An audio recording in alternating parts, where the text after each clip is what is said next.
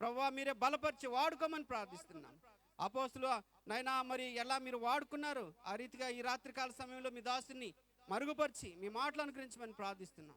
మీ మందిరం అంతా తేజస్తో నింపమని ప్రార్థిస్తున్నాం. మీరు అధ్యక్షత వహించమని ప్రార్థిస్తున్నాం. సమయాన్ని ఆశీర్వాదకరంగా జరిగించి అంధకార శేఖర శక్తులను నజరేయుడైన యేసు నామములో బంధిస్తున్నాం. ప్రభు మీ రక్త ప్రోక్షణ కోరుకుంటున్నాం.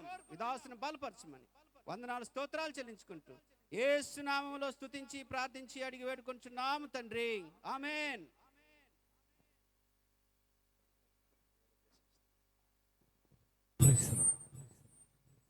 దేవుని యొక్క పరిశుద్ధ నామమునకు మహిమ కలుగును గాక. మన మధ్యలో 4వ రోజు దైవ వర్తమానం అందించడం కొరకై దైవ సేవకులు రాయలసీమ ఆ పరిసర ప్రాంతంలో దేవుని చేత బహుబలముగా వాడబడుచున్న దైవజనులు శ్రీకాళహస్తి అనే ప్రాంతం నుండి దైవ సేవకులు మణిబాబు గారు మన మధ్యలోకి వచ్చి ఉన్నారు. వారు వేదిక మీదకి వస్తుండగా కింద కూర్చున్న వారందరూ కూడా చప్పట్లు కొడదాం. దైవజనులను గౌరవించాలి కదా. మరి దైవజనులు రాయపన్న గారు బొకే ఇస్తుండగా సంతోషంగా చప్పట్లు కొడుతూ దైవజనులు వేదిక మీదకి ఆహ్వానిద్దామా? బిగ్గరగా, కొంచెం బిగ్గరగా దేవుని యొక్క దైవజనులను మన వేదిక మీదకి ఆహ్వానిస్తుండగా మహిమ ఘనత ప్రభావం దేవునికి చెందినట్లు మన మధ్యలో దైవ వర్తమానం అందించడం కొరకై వారు సిద్ధంగా ఉన్నారు కనుక ఈ సమయం మందు ఇంకా ఎవరైనా సరే దూర ప్రాంతంలో ఉన్నవారు, ఆయా ప్రాంతంలో ఉన్నవారు మీ పనులు త్వరగా ముగించుకొని మరికొద్ది నిమిషాలలో దైవజనులు దైవ వర్తమానం అందించుతుండగా ఈ యొక్క వాక్యాన్ని విని గ్రహించుకొని తెలుసుకొని సర్వసత్యంలో నడిపించబడుటకు పరిశుద్ధాత్మ దేవుడు మనల్ని సిద్ధపరిచి ఆశీర్వాదించునుగాక. ఆమేన్. Thank you Lord. ఈ రాత్రికాల సమయంలో ఈ 4వ రోజున మన ఈ పరిచర్యను దేవుడు ప్రేమించి జరిగిస్తున్నటువంటి ఈ గొప్ప మహాసభలను బట్టి నేను దేవుని స్తుతిస్తున్నాను. అలాగనే ఈ రోజున వాక్యం అందించినటువంటి మా ప్రియులు మా అన్నయ్యకు ప్రత్యేకంగా నేను వందనాలు తెలియజేస్తున్నాను. ఈ బెతెస్దా మినిస్ట్రీని దేవుడు ప్రేమించి అంచెలంచెలుగా ఆశీర్వదిస్తున్న దేవునికి మహిమ కలుగును గాక. చప్పలు కొట్టేసి మహిమపడదాం. ఈ రోజున వచ్చినటువంటి విశ్వాసులందరికీ అలాగనే ఏటుకూరు ప్రాంతంలో క్రిస్టియన్ కాలినటువంటి ప్రతి ఒక్కరికి కూడా పేరు పేరు చొప్పున 2 చేతులు జోడించి మీకు వందనాలు తెలియజేస్తున్నాను. ముఖ్యంగా సేవకులందరికీ this people are sown call to the man of God. This people are elected by the God. This God has chosen to them. They are doing the wonderful ministry among us. మన మధ్యలో ఉన్నతమైనటువంటి దేవుని పరిచర్య జరిగిస్తున్నటువంటి మా ప్రియ దైవజనులందరిని బట్టి నేను దేవుని స్తుతిస్తున్నాను. హల్లెలూయా, హల్లెలూయా, హల్లెలూయా, హల్లెలూయా. నిన్నే నిన్నే నే కొలుతునయ్యా, నీవే నీవే నా రాజువయ్యా. నిన్నే నిన్నే నే కొలుతునయ్యా, నీవే నీవే నా రాజువయ్యా. యేసయ్యా యేసయ్యా యేసయ్యా. చప్పట్లు కొడదాం. ఈ రాత్రి దేవుడు నీ పట్ల ఒక ప్రత్యేకమైన ప్రణాళిక కలిగి ఉన్నాడు. ఆయన ప్రణాళికలోనికి ఈ రాత్రి నువ్వు రాబోతున్నావు.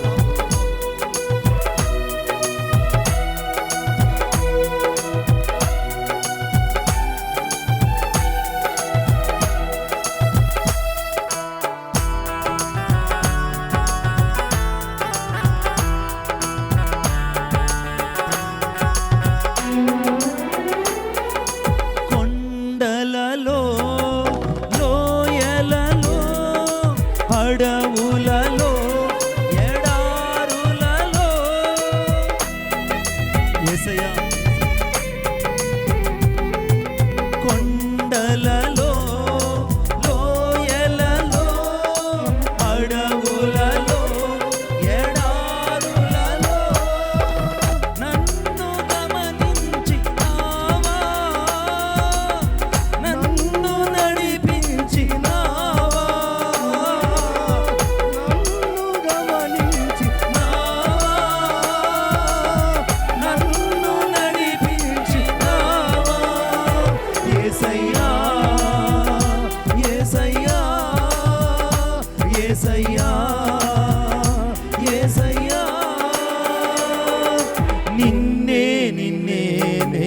కొలుతూనయ్యా, నీవే నీవే నా రాజువయ్యా, నిన్నే నిన్నే నే కొలుతూనయ్యా, నీవే నీవే నా రాజువయ్యా, యేసయ్యా యేసయ్యా యేసయ్యా. హల్లెలూయా. ఈ రాత్రికాల సమయంలో సెల్ ఫోన్ లేని వాళ్ళు ఎవ్వరు లేరు. సెల్ ఫోన్ ప్రతి ఒక్కరికి ఉంది. ఈ సెల్ ఫోన్ని మొదట సైలెంట్ మోడ్లో ఉంచండి, లేదా ఫ్లైట్ మోడ్లో ఉంచండి. Keep your cell phone as a silent mode or flight mode. Record voice ఉంటే మీ సెల్ ఫోన్ లాంచ్ చేసుకోండి. ఇప్పుడు సరిగ్గా 9:35 కొంతమంది వాచ్లో 38. నేను సమయాన్ని దృష్టిలో పెట్టుకుంటా.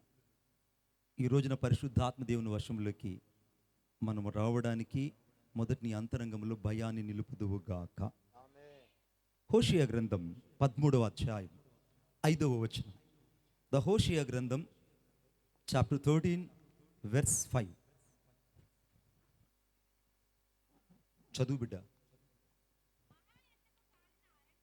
మహా ఎండకు కాలిన అరణ్యములో నిన్ను స్నేహించిన వాడును నేనే. తలలో వంచండి, ప్రార్థన చేసుకుందాం. ప్రేమగల మా తండ్రి, నీకు వందనాలు చెల్లిస్తున్నాను. ఈ వాక్యము ద్వారా ఈరోజు మాతో మీరు మాట్లాడండి. మీరు మాట్లాడుతూ ఉండగా నీ వాక్యపు ప్రత్యక్షత మాకు దయచేయండి. మీరు మాట్లాడుతుండగా మా అంతరంగంలో భయాన్ని కలుగు చేయండి. మీరు మాట్లాడుతుండగా మా హృదయంలో ఉన్న చీకటి వెడలిపోవునట్లు మీ ఆత్మ అనే వెలుగు చేత నింపమని కోరుకుంటున్నాను. నరదిశల దురాత్మ సంబంధమైన చీకటి శక్తుల యొక్క క్రియలను నేను యేసు క్రీస్తు నామములో కట్టి లయపరుస్తున్నాను. దేవుని శక్తిని విడుదల చేస్తున్నాను. సేవకుల మీద అభిషేకాన్ని విడుదల చేస్తున్నాను. వాక్ ప్రత్యక్షతను విడుదల చేస్తున్నాను. నలుదిశల దేవుని దూతలను విడుదల చేస్తున్నాను. ఈ రాత్రి 4వ రోజు కూటానికి నేను 1,00,000 మంది దేవదూతలను ఈ మైదానంలోనికి విడుదల చేస్తున్నాను. ఈ రాత్రి మీరు మా మధ్య సంచరిస్తున్నందులకై వందనాలు చెల్లిస్తూ నజరేయుడైన యేసయ్య శక్తి కలిగిన నామంలో ప్రార్థన చేసి వేడుకొనుచున్నాను తండ్రి, ఆమేన్. హోషేయ గ్రంథం 13వ అధ్యాయం 5వ వచనంలో మహా ఎండకు కాలిన అరణ్యములో నిన్ను స్నేహించిన వాడును నేనే. ఈ వాక్యం మనం చదివితే మహా ఎండ ఒకటి కనబడుతుంది, రెండవది కాలిన అరణ్యం ఒకటి కనబడుతుంది. ఈ కాలిన అరణ్యములోనే మహా ఎండ కనబడుతుంది. ఈ కాలిపోయిన అరణ్యము లాంటి పరిస్థితులలో జీవితమంతా కారు మేఘాలు కమ్ముకునేసాయి. ఎటు చూసినా నిరీక్షణకు ఆధారం లేవు. ఎక్కడ చూసినా మహా ఎండ. ఎండకు సొమ్మసిల్లిపోతున్న జీవితాలు ఇక్కడ కొన్ని ఉన్నాయి. కొన్ని జీవితాలు కాలిపోయిన అరణ్యాన్ని పోలి ఉన్నాయి. మరికొందరి జీవితాలలో లోతైన గాయాలు ఉన్నాయి. మరికొందరి జీవితాలలో ఎవరు తెలుసుకొనలేనటువంటి దుర్వాసనతో కూడినటువంటి దుర్గంధమైనటువంటి జీవితాలు కొన్ని పాతుకుపోయి ఉన్నాయి. ఇక్కడ అరణ్యపు అనుభవాలు లేని వాళ్ళు ఎవరూ లేరు. సేవకులనబడిన మనం కూడా అరణ్యపు అనుభవం లేకుండా ఎవరు సేవ చేయలేదు. Without the wilderness we shall not do the ministry of God. అరణ్యపు అనుభవం లేకుండా ఎవ్వరూ పరిచర్య చేయలేదు. కాలిపోయిన అరణ్యం లాంటి పరిస్థితుల గుండా ప్రయాణం చేసిన జీవితాలు ఇక్కడ చాలా ఉన్నాయి. అలాగనే అనేక జీవితాలు అనేక సార్లు ఓటమిని, అవమానాన్ని, నిందను చూసిన జీవితాలు ఇక్కడ ఉన్నాయి.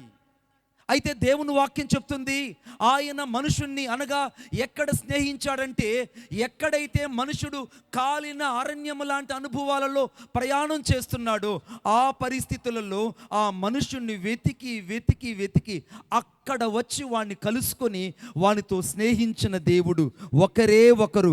ఆయన పేరు నజరేయుడైన యేసు క్రీస్తు ప్రభు. స్తోత్రం. కాలిన అరణ్యములో నిన్ను స్నేహించిన దేవుడును నేనే అని రాయబడింది.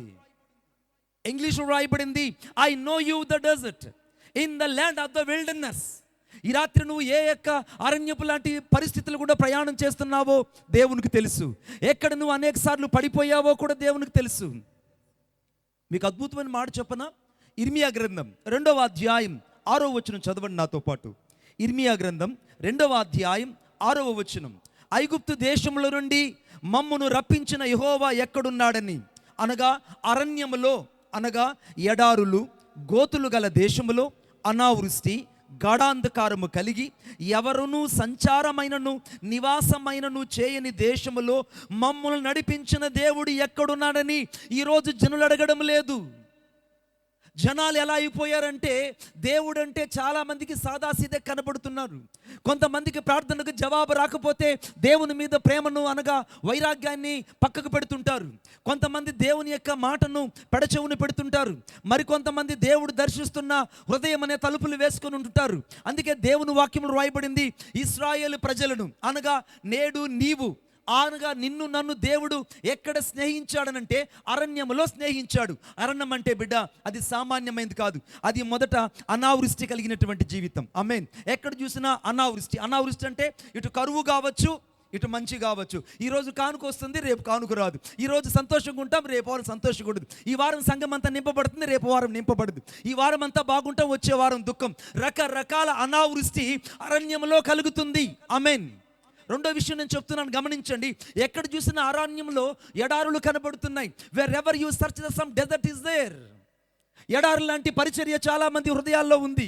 ఎడారు లాంటి జీవితాలు ఎక్కడ చూసినా ఉష్ణ ప్రదేశాలు కలిగిన జీవితాలు కొన్ని ఉన్నాయి. కొన్ని జీవితాలు ఎలా ఉన్నాయంటే ఎండ మావులే జలపాతాల్లా కనబడుతూ ఉన్నాయి. మరికొంతమందికి ఎడారులలో ఆశ్రయం లేని జీవితాలు ఉన్నాయి. రకరకాల జీవితాలు ఈ రాత్రి ఇక్కడ లేకపోలేదు. అరణ్యం అంటే నువ్వు అనుకుంటే చెట్లు పొదలు కాదు బిడ్డ. అరణ్యం అంటే అది ఎడారు లాంటిది. అరణ్యం అంటే అది అనావృష్టి కలిగినది. అరణ్యం అంటే అక్కడ కరెంట్ ఉండదు, ఏముండదు, చీకటి ఉంటుంది. ఆమేన్. గాఢాంధకారం ఉంటుంది. The completely darkness in the wilderness. ఇశ్రాయేలు ప్రయాణించిన ప్రదేశాలు ఎలా ఉన్నాయి ఆరంభపు రోజుల్లో అంటే వెలుగు స్తంభం రాకమునుపు, అనగా మేఘ స్తంభం రాకమునుపు ఎలా ఉన్నారంటే కటికమైన చీకట్లో వారు నివసించారట. ఈ రాత్రి చాలా మందికి గాఢాంధకారం ఒక అరణ్యంలా కనబడుతుంది, అనావృష్టి ఒక అరణ్యంలా కనబడుతుంది. అంతకంటే ఎక్కువగా ఎడారి లాంటి అనుభవాలు వారి జీవితాల్లో అరణ్యాలు కనబడతాయి. గోతులు, రకరకాల గోతులు. నేను 3 రకాల గోతులు చెప్తాను. ఒకటి నాశనం అనే గోతి. 2 అనగా సహోదరులే స్వయంగా యేసేపును పడవేసిన గోతి. 3వది మల్కీ అనేటువంటి వ్యక్తిని, మల్కియా గోతిలేనికి ఇర్మియాను పడవేసిన గోతి. ఆమేన్. ఈ 3 విషయాలు మనసులో పెట్టుకుందాం. మొదటి గోతి ఏమో యేసేపును పడవేసిన గోతి. చాలా మంది నిన్ను సహోదరులు, నీ అక్క చెల్లెళ్ళు, నీ అన్నదమ్ములు, నీ స్నేహితులు, నీ అయిన వారు, అనగా ఆత్మ సంబంధమైన మనుషులే చాలాసార్లు నిన్ను గోతుల్లో పడవేశారు. అది ఒక అరణ్య జీవితమే. నిన్నే యేసేపుని ఎవరో పడేయలేదు, సాక్షాత్తు సొంత రక్త సంబంధులైన అన్నదమ్ములే పడవేశారు. నువ్వు కూడా చాలాసార్లు నీ సహోదరుల చేత గోతుల్లో పడవేయబడిన అనుభవాలు నీకు లేకుండా పోలేదు, నాకు కూడా లేకుండా పోలేదు బిడ్డ. రెండో విషయం చెప్తున్నాను నేను. ఇంకోటి నాశనకరమైన గోతి. ఆ జిగటగలటువంటి దొంగ ఊబి నాశనకరమైన గోతిలో నుంచి చాలామంది రాలేక పాపములో చిక్కుబడిపోయి బయటకు రాలేక పెనుగులాడుతుంటారు. కొంతమంది విడిపించబడాలని ప్రయత్నిస్తుంటారు, కానీ వారి సొంత ప్రయత్నాల చేత విడిపింపబడలేని వారు ఇంకా అరణ్యపు అనుభవంలో ఉన్నట్టే.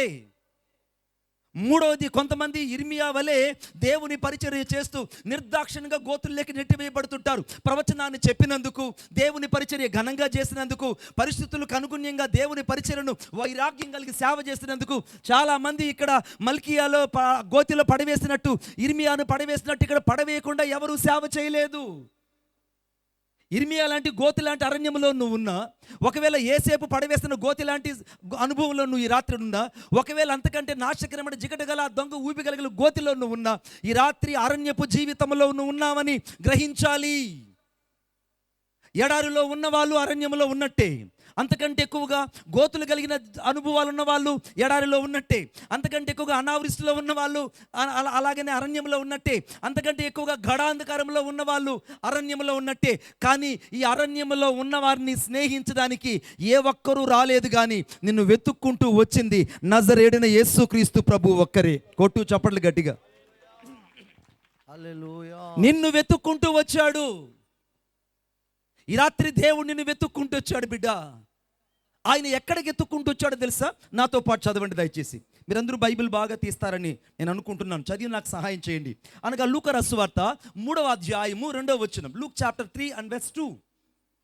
లూకా రాసువార్త 3వ అధ్యాయం 2వ వచనం. చదువు బిడ్డ.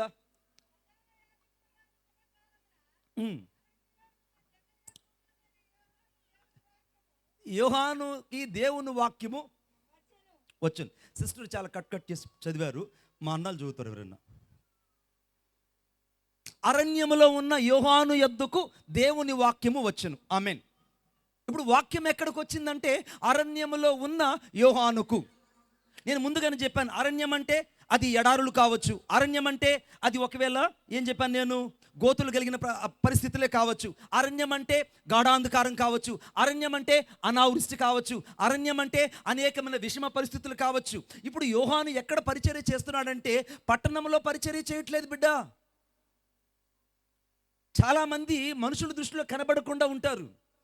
కొంతమంది మనుషులు కూడా విలువ ఇవ్వలేనంత పరిస్థితుల్లో సేవ చేస్తుంటారు. మరికొంతమంది మనుషులు చూడంగానే ఈ పరిచర్యనా అని పక్కకు పడేస్తుంటారు. నేను ఈ రాత్రి చెప్తున్నాను, లూకా సువార్త 3వ అధ్యాయం 2వ వచనంలో అన్న కైపా అనేటువంటి ప్రధాన యాజకులు ఉన్నారు. They are the main priest, they are the doing the ministry at the city of Jerusalem. ఆమేన్. యెరూషలేములో వాళ్ళు హేరోదు చేత నియమించబడి అత్యధికమైన శాలరీ కలిగి వాళ్ళు పరిచర్య చేస్తున్నారు. అవునా కదా చెప్పండి? అత్యధికమైన salary, they have all the facilities. వాళ్ళ కారు ఉంది, ఒకవేళ రథం ఉండొచ్చు, ఒకవేళ మంచి ఫెసిలిటీ ఉండొచ్చు, మంచి బంగ్లా ఉండొచ్చు. అర్థమైందా? అన్నయ్య కైపయ్యకు ఒక మంచి మంచి రాయల్టీ కలిగినటువంటి పరిచర్యలో వాళ్ళు ఉన్నారు. యోహానికి ఏ పరిచర్య లేదు. బాగా గమనించాలి, యోహానికి ఏ పరిచర్య లేదు.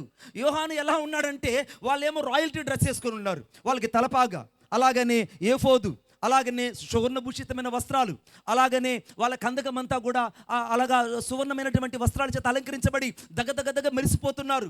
కానీ యోహానుకి అలా లేదు. యోహాను ఎలా ఉన్నాడంటే ఒంటె రోమము కలిగిన వస్త్రాలు ధరించుకుని ఉన్నాడు. రెండవది ఒక నడికట్టు కట్టుకొని ఉన్నాడు. మూడవది ఇల్లు నివాసం ఎక్కడ లేదు. నాలుగవది తినడానికి తిండి కూడా పెట్టేవాళ్ళు ఎవరు లేదు. మిడతలు తింటున్నాడు, అడవిలో ఉన్న తేనె తింటున్నాడు, ఆ పుట్టల్లో చెట్టల్లో తిరిగి అవి ఇవి ఆకులములు తింటున్నాడు. కానీ ఇతనుకున్నటువంటి వైరాగ్యం ఏంటంటే అభిషేకం కలిగిన దేవుడు అరణ్యములో ఉన్న యోహాను యొద్దకు వచ్చినట్టు ఈ రాత్రి యేసుని యొద్దకు రాబోతున్నాడు. The Jesus is coming to your life wherever you do the ministry of the wilderness of situation. Kaipa యొద్దకు దేవుని వాక్యం వెళ్ళలేదు బిడ్డ.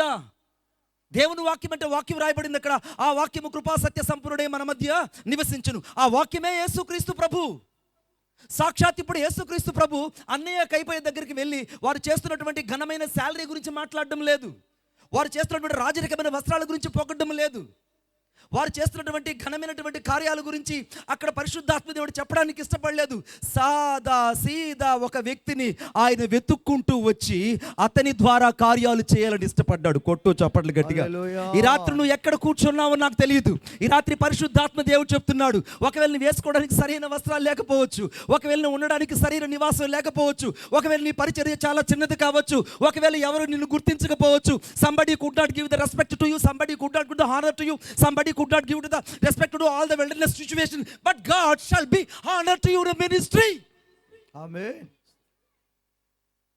నిన్ను ఎవరు గుర్తించకపోయిన రాత్రి పరిశుద్ధాత్మ దేవుని వాక్యం నీ యొద్దకే రాబోతుంది. కొట్టు చప్పట్లు గట్టిగా. నీ యొద్దకే రాబోతుంది. హల్లెలూయా. మీకు ఒక ఆశ్చర్యమైన మాట చెప్తాను. ఈ అన్నయ్య కైపయ్య సిటీలో అనగా యెరూషలేం పట్టణంలో ఉన్నారు. ఇప్పుడు యోహాను అరణ్యంలో ఉన్నాడు. అరణ్యంలో ఉన్న యోహాను యొద్దకు వచ్చినప్పుడు వాక్యం ఏం చెప్తుందో ఒకసారి చూద్దాం. 3వ అధ్యాయం 6వ వచనం, అనగా యోహాను రాసిన సువార్త 3వ అధ్యాయం 6వ వచనం. బాగా చదువు బిడ్డ.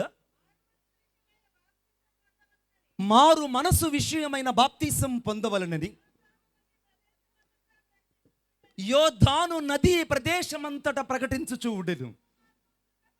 ప్రభువు మార్గముని సిద్ధపరచిన కేక అరణ్యములో వినబడుతుంది. చాలు బిడ్డ.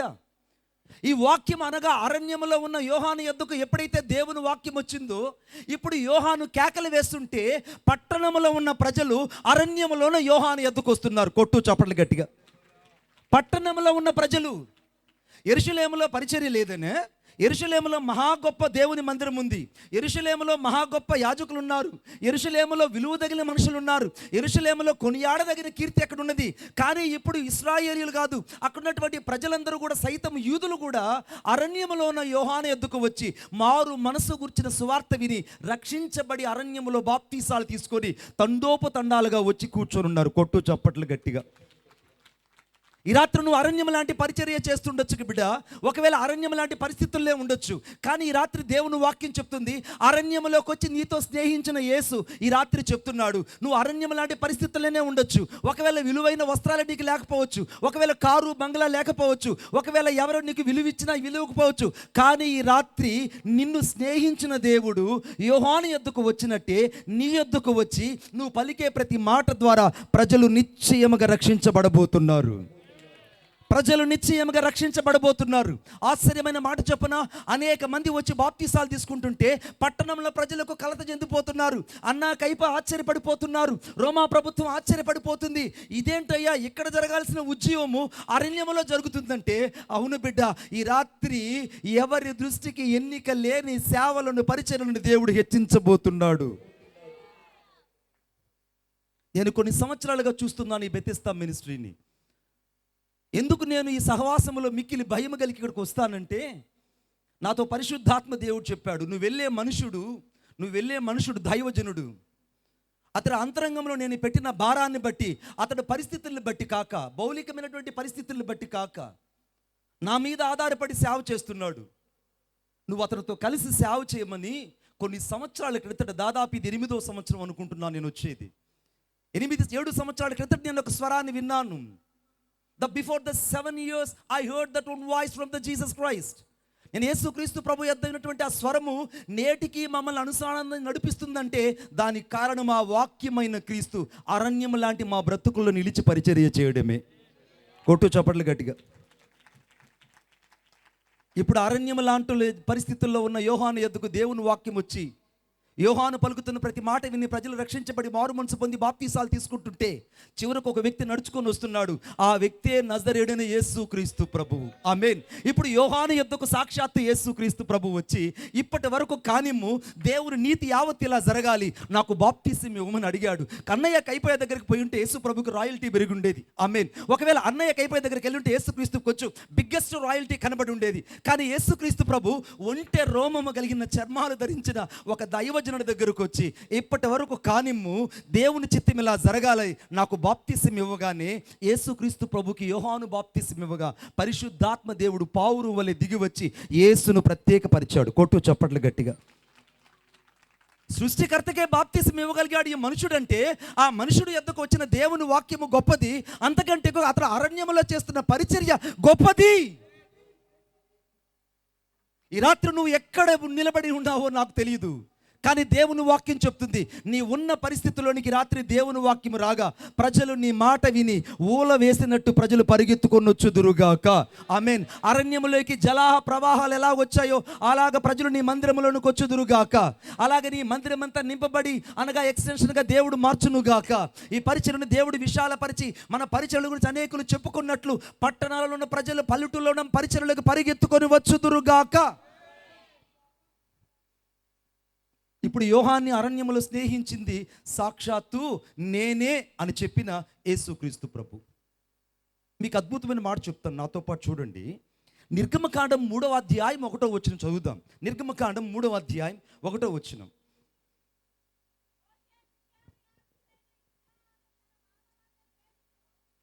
నేను నిన్నెట్ట ఫాలో అవ్వగలనమ్మా, ఎవరైనా మైక్లో చదివితే నేను ఫాలో అవ్వగలను.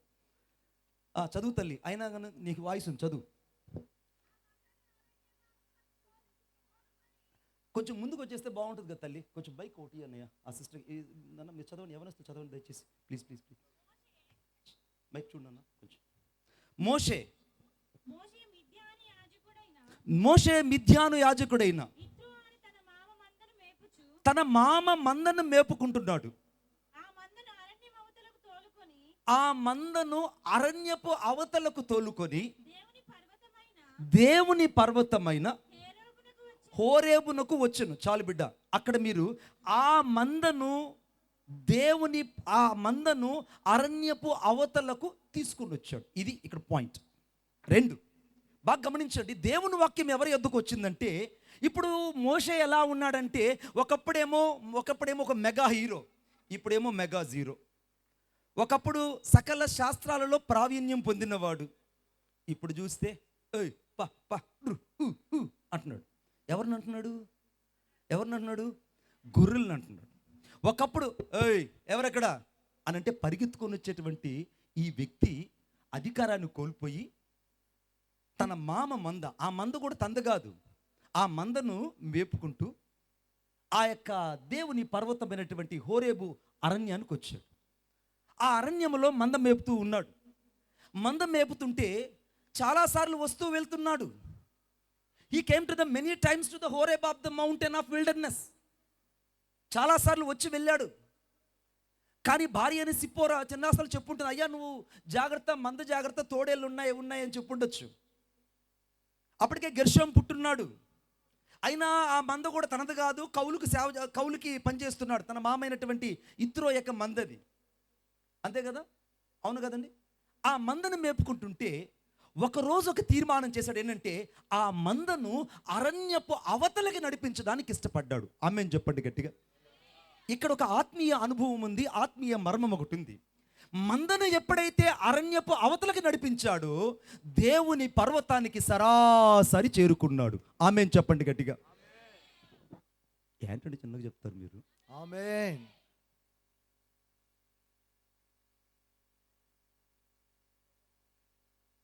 ఇప్పుడు మందను అరణ్యపు అవతలకి నడిపించే అనుభవము మోషేకి సాక్షాత్తు దేవుడిచ్చాడు. నీ జీవితంలో, నా జీవితంలో కూడా అరణ్యం లాంటి పరిస్థితుల్లో గుండా నువ్వు సేవ చేయడం దేవుని చిత్తం కాదు. ఈ అరణ్యం లాంటి కుటుంబాన్ని, భారాన్ని మోసుకుంటూ ముందుకు వెళ్ళడం దేవుని చిత్తం కాదు. ఈ అరణ్యం లాంటి చేదైన అనుభవాల గుండా నువ్వు ప్రయాణం చేయడం దేవుని చిత్తం కాదు. దేవుని చిత్తమని పాతకాలపు చింతకాయని నీ జీవితంలో రుద్దుకొని ఇప్పటిదాకా చస్తూ బతికావు, చాలు. ఇక నీతో పరిశుద్ధాత్మ దేవుడు చెప్తున్నాడు, ఈ దేవుని చిత్తం అనే సోమరి మాటను నువ్వు పక్కకు పెట్టి నిజమైన దైవ చిత్తాన్ని కనుగొంటే నువ్వు చేరేది హోరేబుకే. కొట్టండి చెప్పండి గట్టిగా. స్తోత్రం.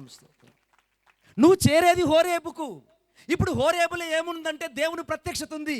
ఇప్పుడు మోషేకి కావాల్సిన తీర్మానం ఏంటంటే మందను అరణ్యపు అవతలకి నడిపించాలి. ఓయ్ నిన్నే, నీవు ఈరోజు చేయాల్సింది నీ మందను, నీ పరిచర్యను, నీ భారాన్ని, నీ పరిస్థితిని అనగా అరణ్యపు అవతలకి నడిపించు.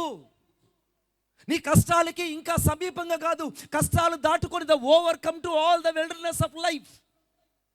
నీ యొక్క శ్రమతో కూడిన జీవితం ఏదైనా అక్కడే కూర్చోకు, దాన్ని దాటడానికి రాత్రి ప్రయాణించు. ఈ రాత్రి దాన్ని అధిగమించడానికి ప్రయాణించు. దాన్ని దాటితే నువ్వు గమ్యం చేరుతావు. ఆమేన్. ఒకే దగ్గర కూర్చుంటే నువ్వు గమ్యం చేరలేవు. నేను వచ్చేస్తాను ఏటుకూరంటే నేను ఎలా వస్తాను బిడ్డ? నిన్న రాత్రి ప్రయాణం చేశాను. నేను 2 రోజులు నేను చెన్నైలో అనగా చెప్తాను. నేను 2 రోజులు చెన్నైలో మీటింగ్ చూసుకొని నిన్న రోజు నేను తిరుపతిలో ఉండి, నిన్న రాత్రి నేను తిరుపతిలో 10 గంటల వరకు ఉన్నాను. నేను పరిగెత్తుకుంటూ మళ్ళీ రాత్రి అంతా ప్రయాణం చేసి ఇక్కడికి వచ్చి ఈ రాత్రి ఇక్కడ మీటింగ్ చూసుకొని రేపు పరిగెత్తుకుంటూ విజయవాడ వెళ్ళి మర్నాడు నేను మళ్ళీ అనంతపూర్కి వెళ్ళి అనంతపూర్ సాయంత్రం మళ్ళీ నేను శనివారం వెళ్ళాలి. అనుకున్నట్టు ఒక దగ్గర కూర్చుంటే పరిచర్య చేయలేవు. నువ్వు మందను అరణ్యపు అవతలికి మోషే నడిపించినట్టు ఎప్పుడైతే నువ్వు కష్టాల కడగళ్ళు దాటుకొని అవతలకు అనగా సమీపముగా ఉన్నటువంటి క్రీస్తు యొద్దకు ఎప్పుడైతే నడిపిస్తావో అప్పుడు నీకు దేవుని పర్వతం కనబడుతుంది. చాలాసార్లు నీకు ఆత్మీయ పర్వతం ఎందుకు కనబడడం లేదంటే నీ మందను, నీ పరిస్థితిని అరణ్యపు యువతలే ఉంచావు. నువ్వు అరణ్యపు యువతలే ఉండడం వల్ల దేవుని ప్రత్యక్షతను పొందుకోలేకపోతున్నావు. ఇప్పుడు మోషే ఏం చేశాడంటే ఆ మందను అరణ్యపు అవతలికి నడిపించగా మరణ్యపు అవతలికి తోలుకొని పోగా దేవుని పర్వతం చేరుకున్నాడు. ఆ పర్వతం దగ్గర చేరుకోగానే మండుచున్న ఒక పొద ఒకటి కనబడింది. ఆ పొద దగ మండిపోతుంది. అక్కడ అగ్ని ఆరలేదు. ఆ పొద మండిపోతుంటే పొద కాలిపోలేదు. అక్కడి నుంచి ఒక స్వరం వినబడుతుంది, మోషే మోషే అని మాట్లాడుతుంది. అరే ఇది నాకు ఐగుప్తులో పిలిచే పేరు, ఇక్కడ ఎవరు పిలుస్తారు అనుకుంటున్నాడు. అక్కడి నుంచి దేవుడు మాట్లాడుతున్నాడు, నేను అబ్రహాము దేవుణ్ణు, ఇస్సాకు దేవుణ్ణు, నిలిచిన స్థలము పరిశుద్ధమైనది, నీ పాదరక్షలు విడిచిపెట్టి చూడు, ఒకసారి నేను దర్శించాలనుకుంటున్నాను అన్నాడు. ఈ రాత్రి నువ్వు ఇక్కడ ఏ పరిస్థితుల్లో వచ్చావో దేవునికి తెలుసు బిడ్డ. మొదట నీ అనుభవాలన్నీ విడిచిపెట్టి దేవుని పర్వతానికి ఎప్పుడైతే చేరుకుంటావో ఆ పర్వతపు అరణ్యములో నా దేవుని ప్రత్యక్షత నీ కొరకు సిద్ధంగా ఉంది. కొట్టు చప్పట్లు గట్టిగా. నా దేవుని ప్రత్యక్షత నీ కొరకు సిద్ధంగా ఉంది. ఇప్పుడు దాకా నీదంతా ఒక మిస్టరీ లైఫ్గా ఉండొచ్చు, ఒకవేళ హిడెన్ బుక్గా నువ్వు ఉండొచ్చు, ఒకవేళ ముయ్యబడిన గ్రంథంగా ఉండొచ్చు. ముయ్యబడిన గ్రంథాన్ని ఎవరూ చదవలేరు, ముయ్యబడిన చరిత్రను ఎవరూ చదవలేరు, ముయ్యబడిన పుస్తకాన్ని ఎవరూ తీసి పాడలేరు. ఎప్పుడైతే నువ్వు పరిశుద్ధాత్మ వలన అరణ్యపు అవతలకి నడిపించబడతావో అప్పుడు నీకు దేవుని పర్వతం కనబడుతుంది, పర్వతంలో దేవుని అగ్ని కనబడుతుంది, పర్వతంలో దేవుని స్వరం కనబడుతుంది. ఎప్పుడైతే ఆ స్వరము ద్వారా నడిపించబడతావో నువ్వు నాయకుడుగా సేవ చేస్తావు. కొట్టు చప్పట్ల గట్టిగా. నువ్వు ఒక గొప్ప నాయకుడు చెప్తావు. From this day the God has lead as the leader of the qualities. You are the make qualities of the leader. ఈ రాత్రి నీ ఓడిపోయిన జీవితమా యేసయ్యకి ఇవ్వు. 80 సంవత్సరాలు తన జీవితంలో ఓడిపోయినట్టే బ్రతికాడట మోషే. 80 సంవత్సరాలు, 40 సంవత్సరాలు ఐగుప్తు దేశంలో రాజరికాన్ని అనుభవించాడు, లాభం లేదు. 40 సంవత్సరాలు మామైన ఇతర మందిని మేపుకుంటూ బతికాడు, లాభం లేదు. చివరగా మిగిలిన 40 సంవత్సరాలు దేవునికి ఇచ్చాడు. 4 3 12 120 సంవత్సరాలు బతికిన తర్వాత 80 కంటే 40ని దేవుడు ఆశీర్వదించాడు. కొట్టు చప్పట్లు గట్టిగా. ఈ రాత్రి నీకు వయసు అయిపోయింది, నేను ఊడికి అయిపోయాను, నేను ఇంకా రిటైర్మెంట్ అయిపోతున్నాను, నాకు 60 వచ్చేసింది అంటే నువ్వు 60 కాదురా బాబు, 20లో సేవ చేస్తావు. నువ్వు 20లో సేవ చేస్తావు. ఇక నుంచి నిన్ను అభిషేకించిన వాడు, ప్రత్యేకపరిచిన వాడు, నిన్ను పిలిచిన వాడు నజరేయుడైన యేసుక్రీస్తు ప్రభు. అందుకే వాక్యంలో 2 అధ్యాయంలో మోషేని దేవుడు దర్శించిన నాటి నుండి నేటి వరకు అతను బలము తగ్గలేదు, సత్తువు తగ్గలేదు, దృష్టి మాంద్యం కలగలేదు. నిన్ను దేవుడు అభిషేకించిన నాటి నుండి నేటి వరకు ఇక నీకు అభిషేకం తరగదు. కొట్టు చప్పట్ల గట్టిగా. నీలో ఉన్న అభిషేకం చల్లారదు, నీలో ఉన్న దైవావేశం చల్లారదు, నీలో ఉన్న పరిశుద్ధాత్మ శక్తి ఇక విస్తృతంగా ప్రవహిస్తుంది. నువ్వు దేవునికి కావాలి. ఈరోజు 80 ఏళ్ళు మోషే ఎవరికి పనికి రాకుండా పోయాడు. చివరగా మిగిలిన 40 సంవత్సరాలు హోరేబులో దేవునికి ఇచ్చాడు. నడిపించు మందన అవతలకి, అరణ్యం అవతలకి. అరణ్యాన్ని దాటి రాత్రి నువ్వు ఇప్పటిదాకా ఎక్కడ ఓడిపోయావో, ఎక్కడ సొమ్మసిల్లిపోయావో, ఎక్కడ నేను ఏమీ చేయలేను అనుకున్నావో, ఎక్కడ నా జీవితం అంతా శూన్యం అనుకున్నావో, నీ యొక్క ఆలోచన సరళిని రాత్రి మార్చి సంపూర్తిగా యేసయ్య చేతికివ్వు. ఆయన నిన్ను నాయకుడిగా చేస్తాడు. ఆమేన్. రెండోది, మోషేడు దేవుడు ప్రవక్తగా చేశాడు. ఏమన్నాడు దేవుడు? నేను నీ వంటి ప్రవక్తను ఈ దేశంలో నా కొరకు పుట్టిస్తాను అన్నాడు. The God has given to the great rewarded to the Moses. దేవుడే మోషేకు ఒక మాట చెప్పాడు, అంటే నువ్వు నాకు ప్రవక్తవు. ఆమేన్. అహరోనుకి ఏమన్నాడు? మీ సహోదరుడు నీకు ప్రవక్తగా ఉంటాడు. ఇప్పుడు మోషేని దేవుడు ప్రవక్తగా చేశాడు. మూడో విషయం చెప్పనా? ఐగుప్తు దేశంలో అసలుకి ఐగుప్తు దేశమే అధికారపూర్వమైనటువంటి దేశం. అధికారపూర్వకమైనటువంటి ఆ దేశము అరణ్యములో అనగా కటిక చీకట్లో క్షీణించిపోవడానికి కారణం ఏంటంటే మోషే మీద ఉన్న అభిషేకం అంట ఐగుప్తు దేశాన్ని క్షీణింపజేసిందట. ఆమేన్ చెప్పండి గట్టిగా. ఆమేన్. మోషే జీవితంలో దేవుడు చేసిన అద్భుతాలు 1 కాదు 2 కాదు. మోషే ద్వారా పలికించిన ప్రతి మాట దేవుడు నెరవేర్చాడు. సముద్రం ఆ యొక్క నది దగ్గరికి వెళ్తే రక్తమైపోవాలంటే రక్తమైపోయాయి, పేలుగా మారాలంటే పేలుగా మారిపోయాయి, ధూళిగా మారాలంటే ధూళిగా మారింది, మిడతలు కలగాలంటే మిడతలు కలిగాయి, అగ్ని వడగండ్లు పడాలంటే అగ్ని వడగండ్లు పడ్డాయి, కప్పలు రావాలంటే కప్పలు వచ్చాయి. బిడ్డ, ఈ రాత్రి పరిశుద్ధాత్మ దేవుడు నువ్వు మందను అరణ్యపు అవతలకి నడిపిస్తే నిన్ను ఒక నాయకుడిగా చేయడమే కాదు, నిన్ను ఒక ప్రవక్తగా దేవుడి భూలోకానికి చేయబోతున్నాడు. ఆమేన్. You are the prophet. నిన్ను ఒక ప్రవక్తగా దేవుడు చేయబోతున్నాడు. ఎటువంటి ప్రవక్తగా చేయబోతున్నాడు అంటే నీ నోట పలికించిన ప్రతి మాట దేవుడు నిష్ఫలంగా తిరిగి తన ఎద్దుకు రాకుండా ప్రతి మాటను దేవుడు స్థిరపరిచి నిన్ను గణపరిచే రోజు సమీపించినది. ఆమేన్. మూడో విషయం చెప్తాను. రాజులు సైతము మోషే దగ్గర గడగడగడ ఉనికిపోయారు. ఒక్కరోజున ఫరో ఒక్కరోజున ఎదిరించి, నువ్వేం నాకు చెప్పేది, ఒకప్పుడు ఈ ఊరిని బహిష్కరించాను, అసలు నువ్వు ఈ ఊరు నుంచి వెళ్ళిపోయిన వ్యక్తివని ఒక్కరోజైనా ఫరో నెప్ప తీసుకోమాడిన ఫరో ఒక్కరోజైనా మోషేని తెగించి మాట్లాడా? చెప్పాలి గట్టిగా. అవును బిడ్డ, ఈరోజు అధికారులందరూ నీ పాదాల దగ్గరకు వచ్చి సాగిలి పడతారు. ఆమేన్. ఆమేన్. అధికారులందరూ ఈ భూమి మీద నాకు అధికారం ఉంది, ఈ భూమి మీద నాకు అధికారం ఉంది. కొంతమంది సంఘంలో అంటుంటారు, పాస్టర్ గారు నేను చెప్పింది మీరు చేయాలని. నువ్వు చెప్పింది నేను చేస్తే నేనెందుకు ఉండేది? నేను దేవుడు చెప్పింది చేయడానికి ఉన్నాను. నేను ఇక్కడికి ఎందుకు దైవజనుడు పంపించబడ్డాడంటే ఆ దైవజనుడు దేవుని మాటను నెరవేర్చడానికి, దేవుని మాటను ప్రజలకు అందించడానికి, దేవుని మాటను భూలోకంలో ప్రకటించడానికి దేవుడు ఒక రాయబారిగా పంపిస్తే నీవు ఆ రాయబారిని శాసిస్తున్నావంటే పెద్ద తిరగటి రాయి నీ మెడకు కట్టుకునే రోజు దగ్గర పడిందని అర్థం. ఆమేన్. పెద్ద తిరగటి రాయి నీ మెడకు కట్టుకొని సముద్రంలో టైటానిక్ షిప్ ఎలా మునిగిపోయింది అలా మునిగిపోతావు నువ్వు. ఎవరి జోలికన్నా వెళ్ళు. ఏంటంటే నువ్వు ప్రవక్తలు మాత్రం జోలికి వెళ్ళొద్దు, ప్రవక్తలను ముట్టుకోవద్దు. వారిని ముట్టుకుంటే సాక్షాత్తు దేవుని కనుగుడ్డును ముట్టినట్టే. ఆమెన్ చెప్పండి గట్టిగా. ఆమేన్. ఎవరి జోలికన్నా వెళ్ళి బిడ్డ, నీకేం కాదు. చాలామంది అంటారు, ఏంటి మణి బాబు ఇటు మాట్లాడాడు అని అంటే నేను చెప్తుంటాను అన్నకి, అన్న పోని అన్న, నాకు కోర్టు ఉంది, నా కోర్టులో నేను కేసేస్తే ఇంతవరకు బెయిల్ రాదు. ఆమేన్. హల్లెలూయా. నా కోర్టులో నేను కేసేస్తే ఇంతవరకు బెయిల్ రాదు, ఎందుకంటే నా కోర్టు ఇక్కడ లేదు, అది పరలోకంలో ఉంది. ఆమేన్. ఆమేన్. నా పక్షంగా వాద్యమాడే దేవదూతలు, వాళ్ళు ప్రత్యేకమైన వాళ్ళు గాన వాదిస్తే ఇంకెవరూ ఉండరు. హల్లెలూయా. ఆ దేవదూతలు ఇస్తున్న ఉరియేలని ఒక దేవదూతున్నాడు, అది ప్రధానమైన దేవదూత. ఉరియేలని ఒక దేవదూత. రెండవ దేవదూతున్నాడు రఫాయేలని ఒక దేవదూతున్నాడు. మూడవ దేవదూతున్నాడు రఘుయేలని దేవదూతున్నాడు. నాలుగవ దేవదూతున్నాడు రెమియేలని దేవదూతున్నాడు. ఐదవ దేవదూతున్నాడు గాబ్రియలని దేవదూతున్నాడు. ఏడవ దేవదూతున్నాడు అక్కడ మిఖాయేలని దేవదూతున్నాడు. ఈ దేవదూతలందరూ కూడా అనగా ఏడవ చివరి దేవదూత సరియేలు. ఈ 7 రకాల దేవదూతల గురించి బైబిల్ అంతట్లో ఎక్కడ వ్రాయబడలేదని సందేహించద్దు. 2 దేవదూతలు నీకు కనబడతారు, మిఖాయేలు దేవదూత, గాబ్రియలు దేవదూత. మీకు అద్భుతమైన మాట చెప్తా, వాళ్ళకంటే ఒక జూనియర్ అసిస్టెంట్. మీకు ఎట్లా చెప్పాలి, ఇప్పుడు అన్నున్నాడు సెక్రటరీ, బలివాడు బాబు, మళ్ళీ ఇంకొకసారి రావాలి నేను మన దగ్గరికి. ఇప్పుడు అన్నున్నాడు, ఈజ్ ద సీనియర్ దాన్ మీ, నాకంటే ఒక మంచి అధికారి, ఒక ఉన్నతమైన సేవ చేస్తున్నాడు అనుకుందాం.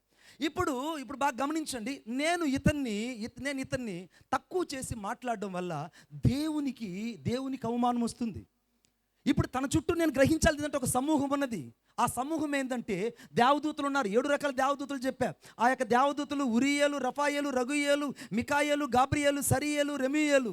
రెమోయేలు కాదమ్మా, రెమియేలు దేవదూత. 7 రకాల దేవదూతలు శక్తివంతమైన వాళ్ళు. ఈ అందరు దేవదూతలు ఒకప్పుడు దేవుడు వాడుకోడు, చిన్న అసిస్టెంట్ దేవదూతలు వాడుకుంటుంటాడు. అసిస్టెంట్ దేవదూత ఎక్కడ కనపడిందంటే 35వ అధ్యాయం యెషయా గ్రంథంలో. ఒక్క దేవదూత రాత్రి ఆ యొక్క అష్షూరు దండులోకి దిగినప్పుడు 185,000 మంది చచ్చారు. కొట్టు చప్పట్లు గట్టిగా. ఆ దేవదూత ఎవరు ఆ దేవదూత? చిన్న దేవదూత. చెప్పండి గట్టిగా.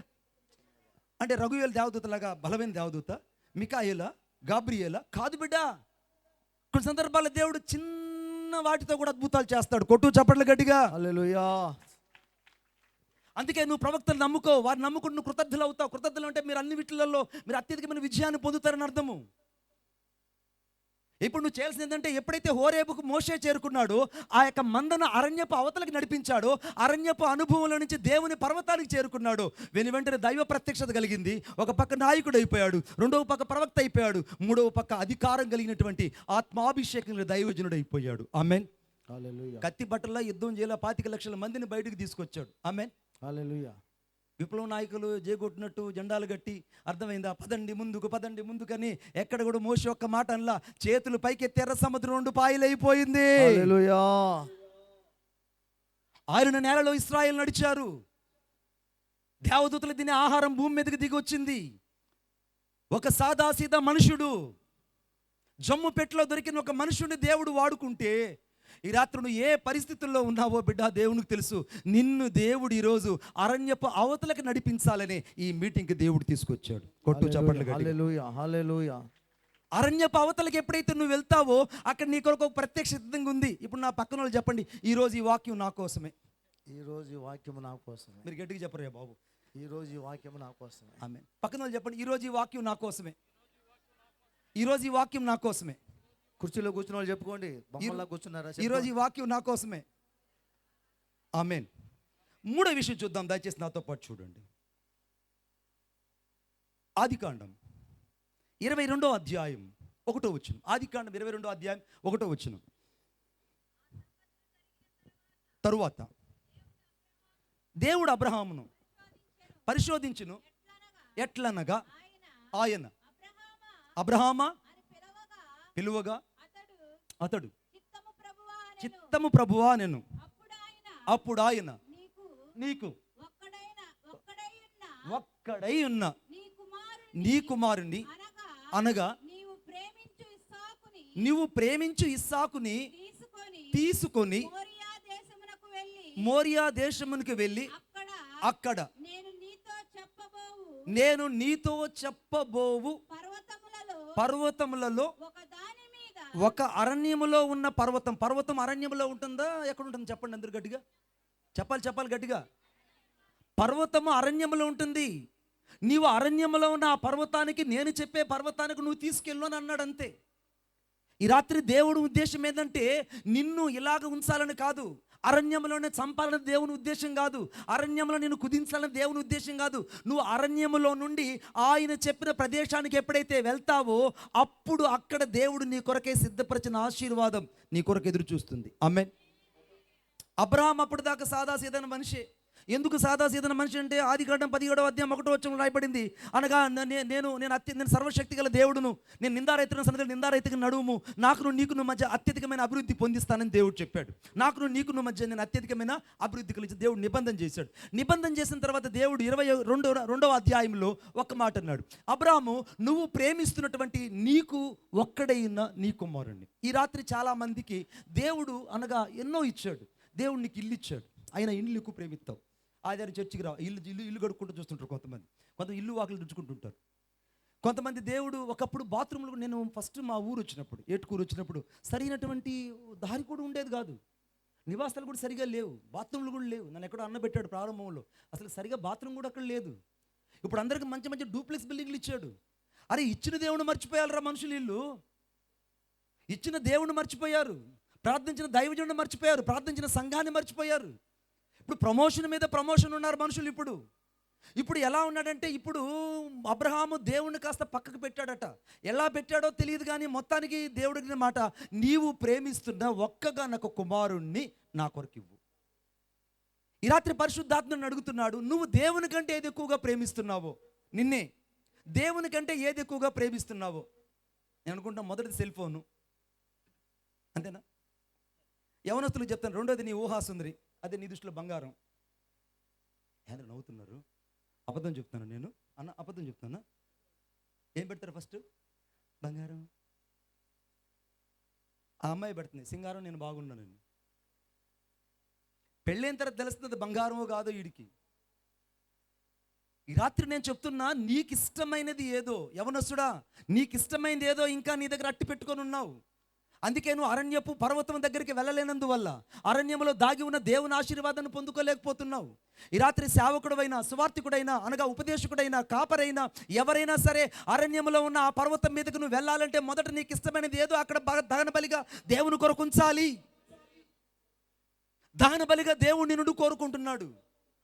ఎప్పుడైతే నీ నుండి దహన బలి అనేది సంపూర్తిగా దేవునికి ఇవ్వబడుతుందో అప్పుడు దేవుడు నీ బలిని బట్టి కాక నీ సమర్పణ బట్టి నిన్ను ఆశీర్వదించడానికి ఈరోజు నిలబడి ఉన్నాడు. కొట్టు చప్పట్లు గట్టిగా. ఒక అమ్మాయి నాకు తెలుసు. ఆ అమ్మాయి మణిబాబు గారు నాకు పెళ్ళి అయ్యేటట్టు ప్రార్థన చేయండి అండి. సరే లిస్ట్ రాసుకొచ్చింది. మనం నెలాఖరులో ప్రొవిజన్ లిస్ట్ రాస్తాంగా. వాడు ఎర్రగా ఉండాలి, 6 అడుగులు ఉండాలి, పాట వచ్చేసినప్పుడు కొంతమందికి 6 అడుగులు ఉండాలి. తర్వాత వాడు గవర్నమెంట్ ఉద్యోగం కూడా సచివాలయంలోనే చేయాలి, సచివాలయంలోనే జాబ్ చేయాలి, అది కూడా గ్రూప్ 2లోనే వాడు పాస్ అవ్వాలి. అన్ని క్వాలిఫికేషన్ రాసింది. సేవకుడు ఎర్రోడు. మీరు నమ్ముకుని నిజం చెప్తున్నా, సేవకుడుకున్నంత ప్రేమ ఈ ప్రపంచంలో ఎవరికి ఉండదు. ఆమెన్. చూడండి, తన ఇంట్లో పరిస్థితులు బాగాలేకపోయినా, తన బిడ్డల పరిస్థితి బాగాలేకపోయినా, ఇంట్లో కన్నీళ్లతో ఉన్న పక్కన వాళ్ళు దీవించబడాలని చేతులెత్తి ప్రార్థించేది ఎవరంటే ఒక దైవజనుడు ఒక్కడే. కొట్టండి చప్పట్లు గట్టిగా. అన్నయ్య కొంచెం అక్కడ మీరు కూర్చుంటే నాకు కొంచెం సహాయం చేసినట్టు అవుతారని ప్లీజ్ ప్లే చేసేవాళ్ళు ప్లీజ్ అని. ఇప్పుడు అక్కడ ఏం జరిగిందనంటే, ఒక్కగానొక కుమారుని ఇవ్వడానికి అబ్రహాం వెళ్ళాడు, దహన బలికి ఇవ్వడానికి వెళ్ళాడు. అప్పటిదాకా అబ్రహాంకి అర్థం కాలేదు ఏంటంటే, నా కుమారుని నేను ఇచ్చినా దేవుడు తీసుకోడు, నా కొరకు దేవుడు ఏదో సిద్ధపరచడం నమ్మాడు. కొంతమందికి పిల్లలు లేరంటే పిల్లలు ఇచ్చిన తర్వాత చర్చికి రారు. నీకే చెప్తున్నది ఈ మాట. ఇల్లు లేదు అంటాడు. వీడికి ఇల్లు ఇచ్చిన తర్వాత చర్చికి రాడు పాస్టర్ గారు.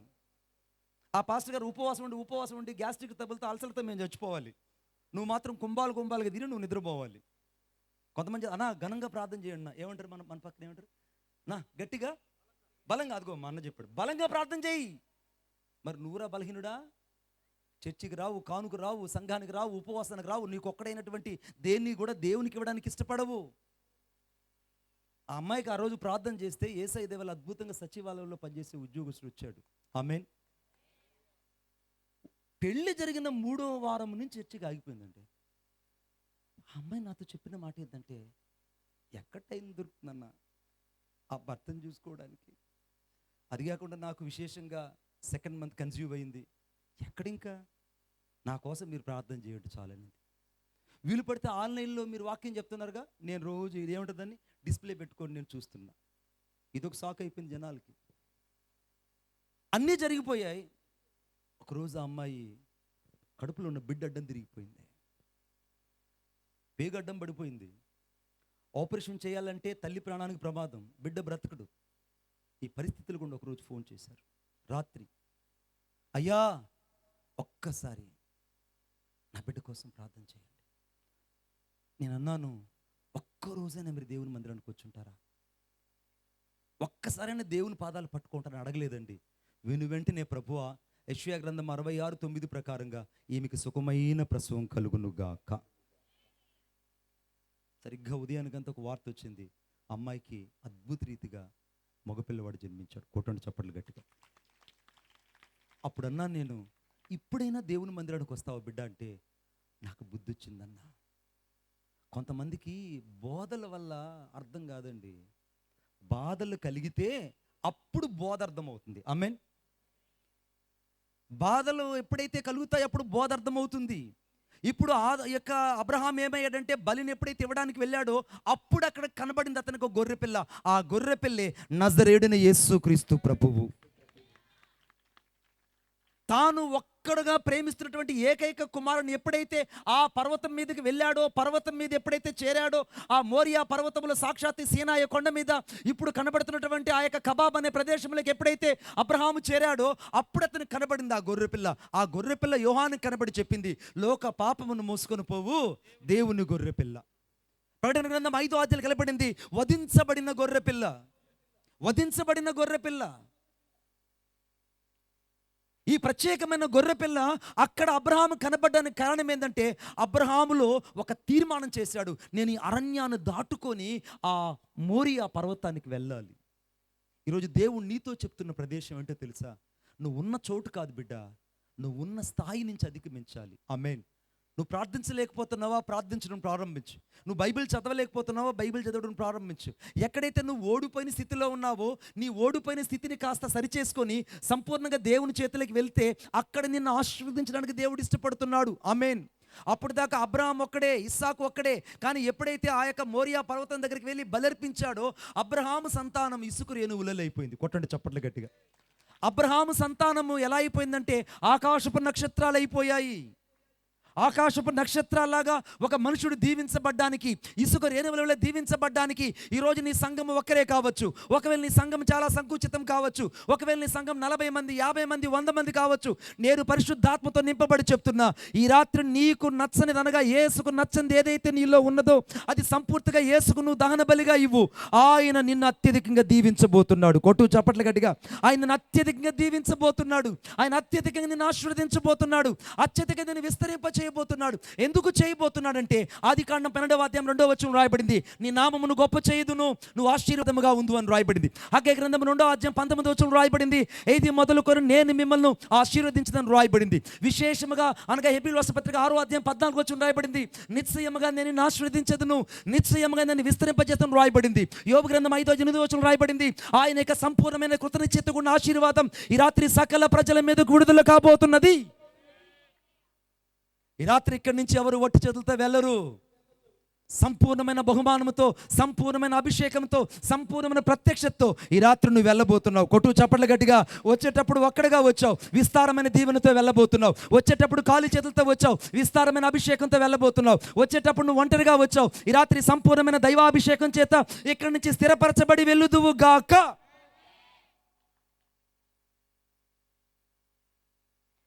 నా గుండెల్లో నీవే, నా గుండె గుడిలో నీవే, నా తోడువు నీవే, నా నీడవు నీవే. చప్పట్లు. నా గుండెల్లో నీవే, నా గుండె గుడిలో నీవే, నా తోడువు నీవే, నా నీడవు నీవే. నా గుండెల్లో నీవే, నా గుండె చప్పుడు నీవే, నా ప్రాణము నీవే, నా జీవము నీవే. యేసయ్యా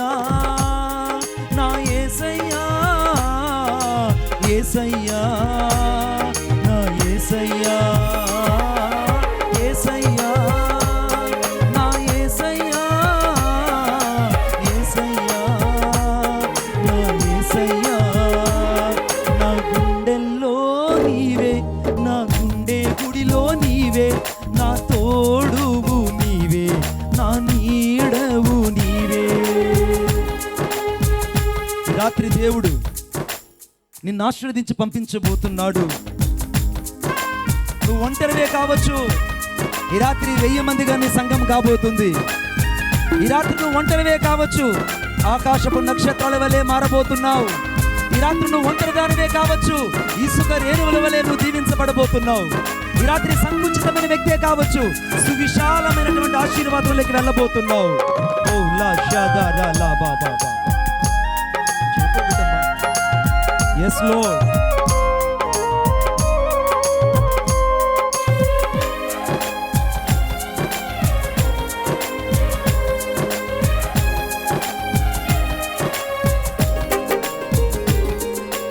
ఒంటరిగా ఉన్న నన్ను గమనించి నా దరికొచ్చావు నా యేసయ్యా. యేసయ్యా, నువ్వు రాకపోతే నా విలువే లేదయ్యా. ఒంటరిగా ఉన్న నన్ను గమనించి నా దరికొచ్చావు నా యేసయ్యా. కష్టాలన్నీ చూసావు, కన్నీరంతా తుడిచావు. కష్టాలన్నీ చూసావు, కన్నీరంతా తుడిచావు. భయపడకు అన్నావు, నాకు తోడై ఉన్నావు. భయపడకు అన్నావు, నాకు తోడై ఉన్నావు. యేసయ్యా, నా యేసయ్యా, యేసయ్యా. పాడాలందరూ. నా యేసయ్యా, యేసయ్యా, నా యేసయ్యా, యేసయ్యా, నా యేసయ్యా. గుండెల్లో నీవే, నా గుండె తొడిలో నీవే, నా తోడువు నీవే, నా నీడవు నీవే. నా గుండెల్లో నీవే, నా గుండె చప్పుడు నీవే, నా ప్రాణము నీవే, నా జీవము నీవే. నా ప్రాణము నీవే, నా జీవము నీవే, నా ప్రాణము నీవే, నా జీవము నీవే, నా ప్రాణము నీవే, నా జీవము నీవే. నా యేసయ్యా, నా ప్రాణము నీవే, నా జీవము నీవే, నా ప్రాణము నీవే, నా ప్రాణము నీవే, నా జీవము నీవే, నా ప్రాణము నీవే, నా జీవము నీవే, నా ప్రాణము నీవే, నా జీవము నీవే, నా ప్రాణము నీవే, నా జీవము నీవే, నా ప్రాణము నీవే, నా జీవము నీవే, నా జీవము నీవే, నా ప్రాణము నీవే, నా ప్రాణము నీవే, నా జీవము నీవే, నా ప్రాణము నీవే, నా జీవము నీవే, నా జీవము నీవే, నా ప్రాణము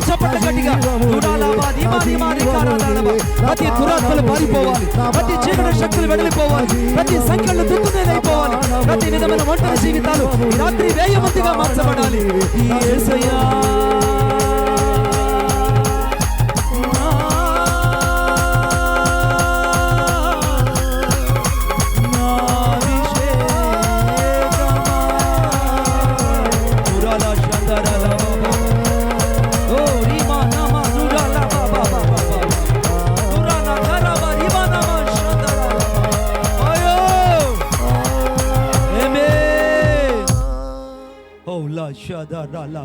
స్తుతి స్తుతి స్తుతి. ఈ రాత్రి పరిశుద్ధాత్మ దేవుడు చెప్తున్నాడు.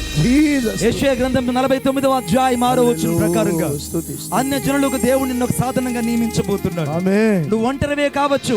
You are the alone in this day. The God shall be honour in this ministry from this day. You shall be rewarded all this things. You are not the alone. The God is with us. ఆయన ఈ రాత్రి నీతో ఉన్నాడు. నీ అరణ్యంలో ఉన్న నీ బతుకులో ఈ రాత్రి స్నేహం చేసిన వాడు ఆయనే. ఆయన పేరు నజరేయుడైన యేసుక్రీస్తు ప్రభు. అబ్రహాము ఒంటరిగా వచ్చాడు కుమారుని తీసుకొని, విస్తారంగా ఆశీర్వదించబడి వెళ్ళాడు. ఆ ఆశీర్వాదం ఎక్కడ కలిగిందంటే అరణ్యములో ఉన్న పర్వతానికి చేరుకున్నాడు. కొట్టో, ఈ రాత్రి నువ్వు అరణ్యం లాంటి బ్రతుకే బతుకుతూ ఉండొచ్చు బిడ్డ, కానీ దేవుని పర్వతం నీ కొరకు ఎదురు చూస్తుంది. ఆమేన్. దేవుని సముఖం నీ కొరకు ఎదురు చూస్తుంది. ఆమేన్. దేవుని అగ్ని అభిషేకం నీ కొరకు ఎదురు చూస్తుంది. స్తోత్రం. దేవుని దగ దగ దగ మండేటువంటి దేవస్వరము నీ కొరకు ఎదురు చూస్తుంది ఈ రాత్రి. ఆమేన్. మీకు అద్భుతమైన మాట చెప్తాను నేను. దావీదు కీర్తన 29:8. The Sam 29:8. దావీదు కీర్తన 29:8. మీరు లేడు చూస్తుంది. యెహోవా స్వరము అరణ్యమును కదిలించును, యెహోవా స్వరము కదేషు అరణ్యమును కదిలించును రాయబడింది. చూడండి, అరణ్యమును కదిలిస్తుందట. నాతో పాటు చెప్పండి, అరణ్యం లాంటి నా బ్రతుకును, అరణ్యం లాంటి నా బ్రతుకును, అరణ్యం లాంటి నా పరిచర్యను, అరణ్యం లాంటి నా పరిచర్యను, అరణ్యం లాంటి నా చేదైన అనుభవాలను అరణ్యం లాంటి నా చేదైన ఈ అనుభవం రాత్రి నా యేసయ్య స్వరం కదిలించబోతున్నది. ఈ రాత్రి నా యేసయ్య స్వరము కదిలించబోతుంది. కొట్టు చప్పట్లు గట్టిగా, హల్లెలూయా, ఇంకా గట్టిగా. హల్లెలూయా. స్తుతి స్తుతి స్తుతి స్తుతి. మీకు ఆశ్చర్యమైన మాట చెప్తాను. ఇక్కడ వాక్యం ఏం రాయబడిందంటే 8వ వచనంలో యెహోవా స్వరము అరణ్యమును కదిలిస్తుందట. అరణ్యాన్ని కదిలిస్తుంది. నీది కన్నీటిమైనటువంటి జీవితమే కావచ్చు, ఎడారి లాంటి అనుభవాలే కావచ్చు, ఒకవేళ గోతులు లాంటి అనుభవమే కావచ్చు, ఒకవేళ నీది ఉష్ణం లాంటి ప్రదేశాల్లో సేవ చేస్తుండొచ్చు, ఒకవేళ నిర్జీవమైనటువంటి ప్రదేశాల్లో సేవ చేస్తుండొచ్చు. కానీ ఎక్కడ నీ జీవితంలో ఉన్నా ఈ రాత్రి దేవుని యొక్క స్వరము నీ జీవితాన్ని కదిలించబోతున్నది. కొట్టు చప్పట్లు. ఆమేన్. The God will be shake. The God will be shaked in your life in this day through the voice of the God. దేవుని స్వరం ఈ రాత్రి నిన్ను కదిలించాలంటే ఈ రాత్రి నువ్వు దేవుని స్వరానికి సమీపంగా రావాలి. చాలా మంది అరుగుల మీద కూర్చొని వాక్యం వింటున్నారు. కొంతమంది మీటింగ్ రాకుండా డినామినేషన్ భేదప్రాయం వల్ల ఊరవతలు కూర్చొని వాక్యం వింటున్నారు. కొంతమంది బైక్స్కి స్టైడ్ స్టాండ్ వేసి నిలబడి వాక్యం వింటున్నారు. మరి కొంతమంది చప్టాల మీద కూర్చొని వింటున్నారు. మరి కొంతమంది డాబాల మీద కూర్చొని వింటున్నారు. మరి కొంతమంది ఊరి చివరిలో అనగా యొక్క రోడ్డుకు మధ్యలో నిలబడి వాక్యం వింటున్నారు. మరి కొంతమంది ఇక్కడికి వస్తే ఏమవుతుందో మనకు సంబంధించిన సంఘం కాదు, మనది ఒక తల్లి సంఘం అని అనగా 4 సరిహద్దుల్లో గోడలు కట్టుకొని కూర్చొని కొంతమంది డాబాల మీద కూర్చొని ఉన్నారు. మరి కొంతమంది కిటికీ అంచుల దగ్గర కూర్చున్నారు. మరి కొంతమంది మెట్ల అంచు మీద కూర్చున్నారు. నువ్వు ఎక్కడ నిలబడి కూర్చుని ఉన్నా ఈ రాత్రి దేవుని స్వరము నీ బతుకును కదిలించబోతున్నది. ఆమేన్, ఆమేన్. ఈ రాత్రి యేసయ్య స్వరము నిన్ను స్తుతి. కదిలించబోతున్నది. Yes, yes. యేసయ్య స్వరము నీ సంఘాన్ని కదిలించబోతుంది. స్తుతి. యేసయ్య స్వరం అరణ్యం లాంటి నీ చేదైన అనుభవాన్ని కదిలించి నీ జీవితంలో కదలికలే లేరు నిన్ను ఈ రాత్రి నుంచి కదిలే పరిచర్యగా మార్చబునుగాక. ఆమేన్. ఏమండి, ఆయన స్వరం అరణ్యమును కదిలించు. మొదటి గ్రంథం 19వ అధ్యాయంలో ఒక వ్యక్తి ఉన్నాడు. ఆ వ్యక్తి పేరు ఏలియా. ఆ ఏలియా గురించి రేపడిందంటే ఏలియా ఒక దినమంతా ప్రయాణం చేసి బదరవృక్షం కూర్చోండి మరణాపేక్ష కలిగిన వాడై ఇంత మట్టుకు చాలు నా ప్రాణం తీసేసుకో అన్నాడు. ఇంగ్లీష్లో ఏం రాయబడిందంటే Lord enough this ministry I have to do the great ministry for you but you have to taken to my life. ఇంత మట్టుకు చాలయ్యా, నా ప్రాణం తీసేసుకో. ఇంక నా వల్ల కాదయ్యా, నేను పరిచర్య చేయలేను.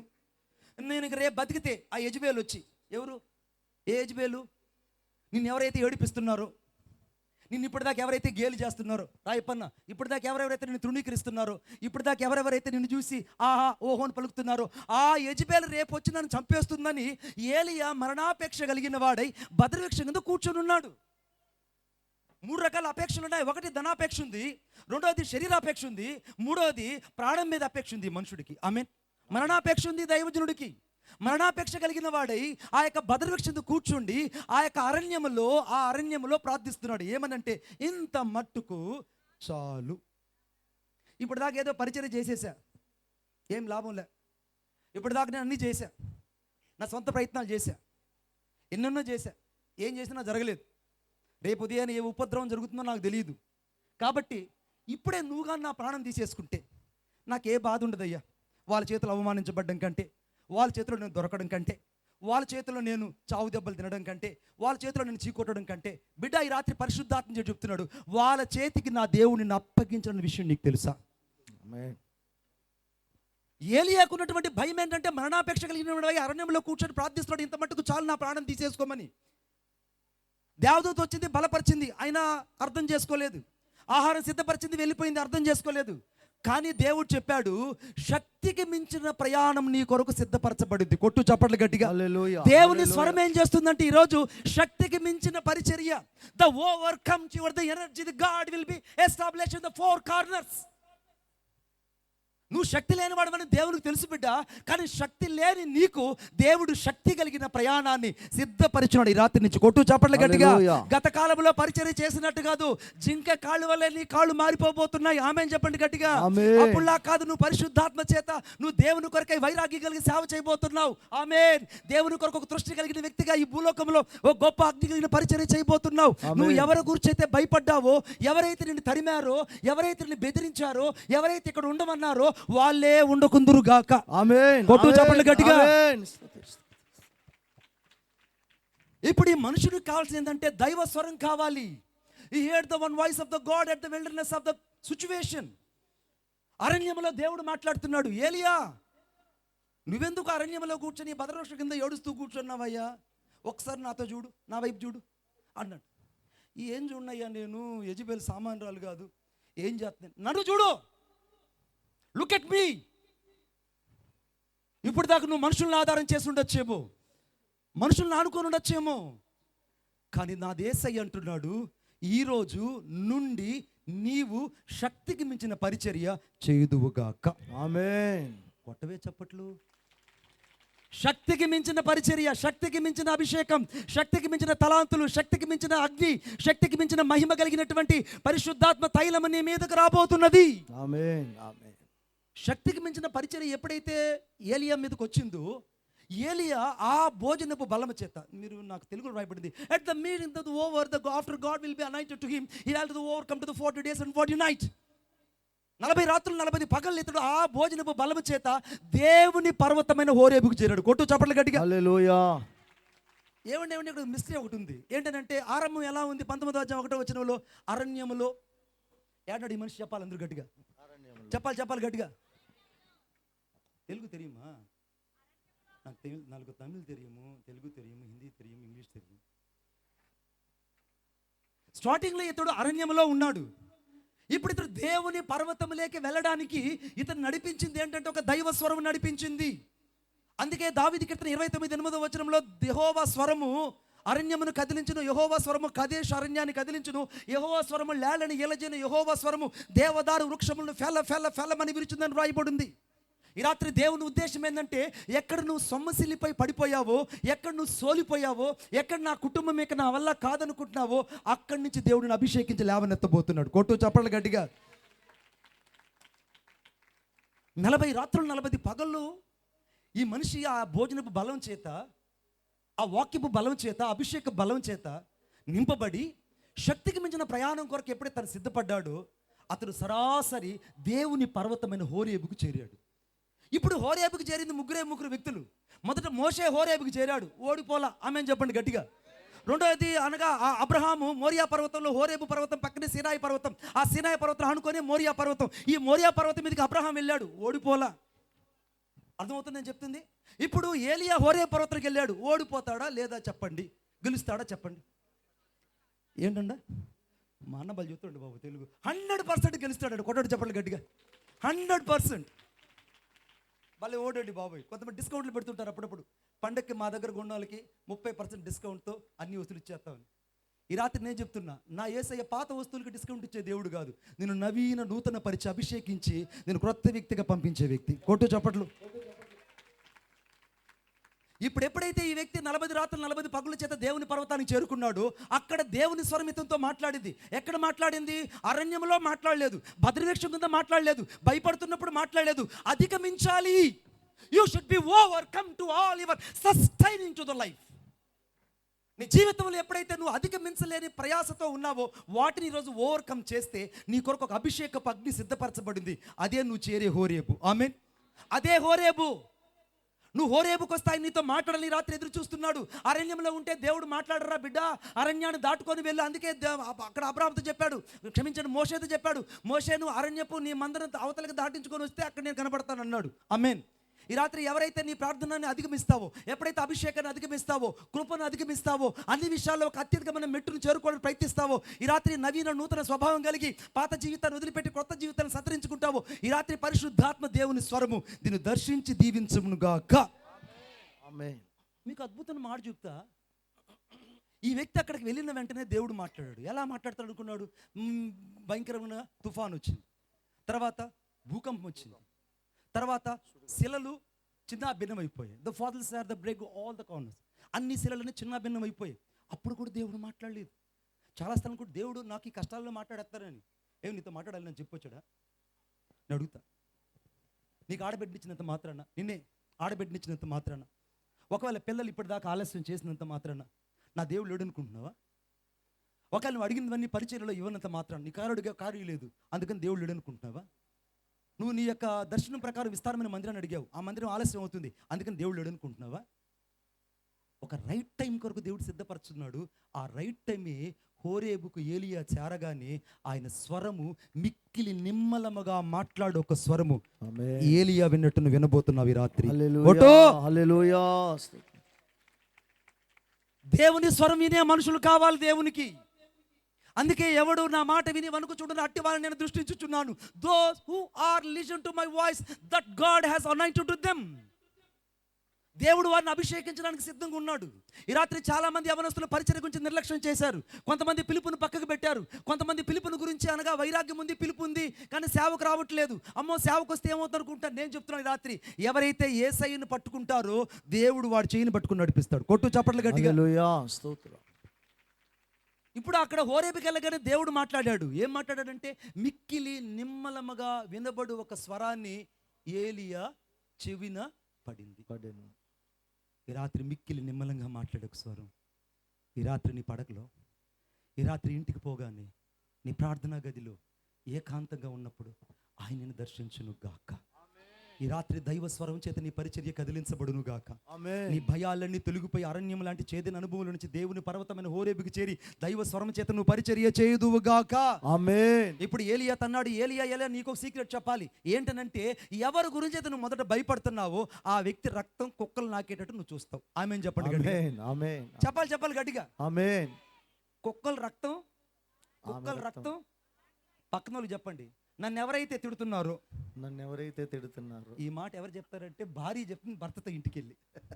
నేను అనుకుంటున్నాను కరెక్ట్గా. ఎందుకంటే ఎవరైతే తిడుతున్నారు అన్నానుగా, మా మన్బాబు చెప్పాడు నీ రక్తం కుక్కలు నాకుతాయని. నా తల్లి నేను చెప్పేది నీ భర్త గురించి కాదు.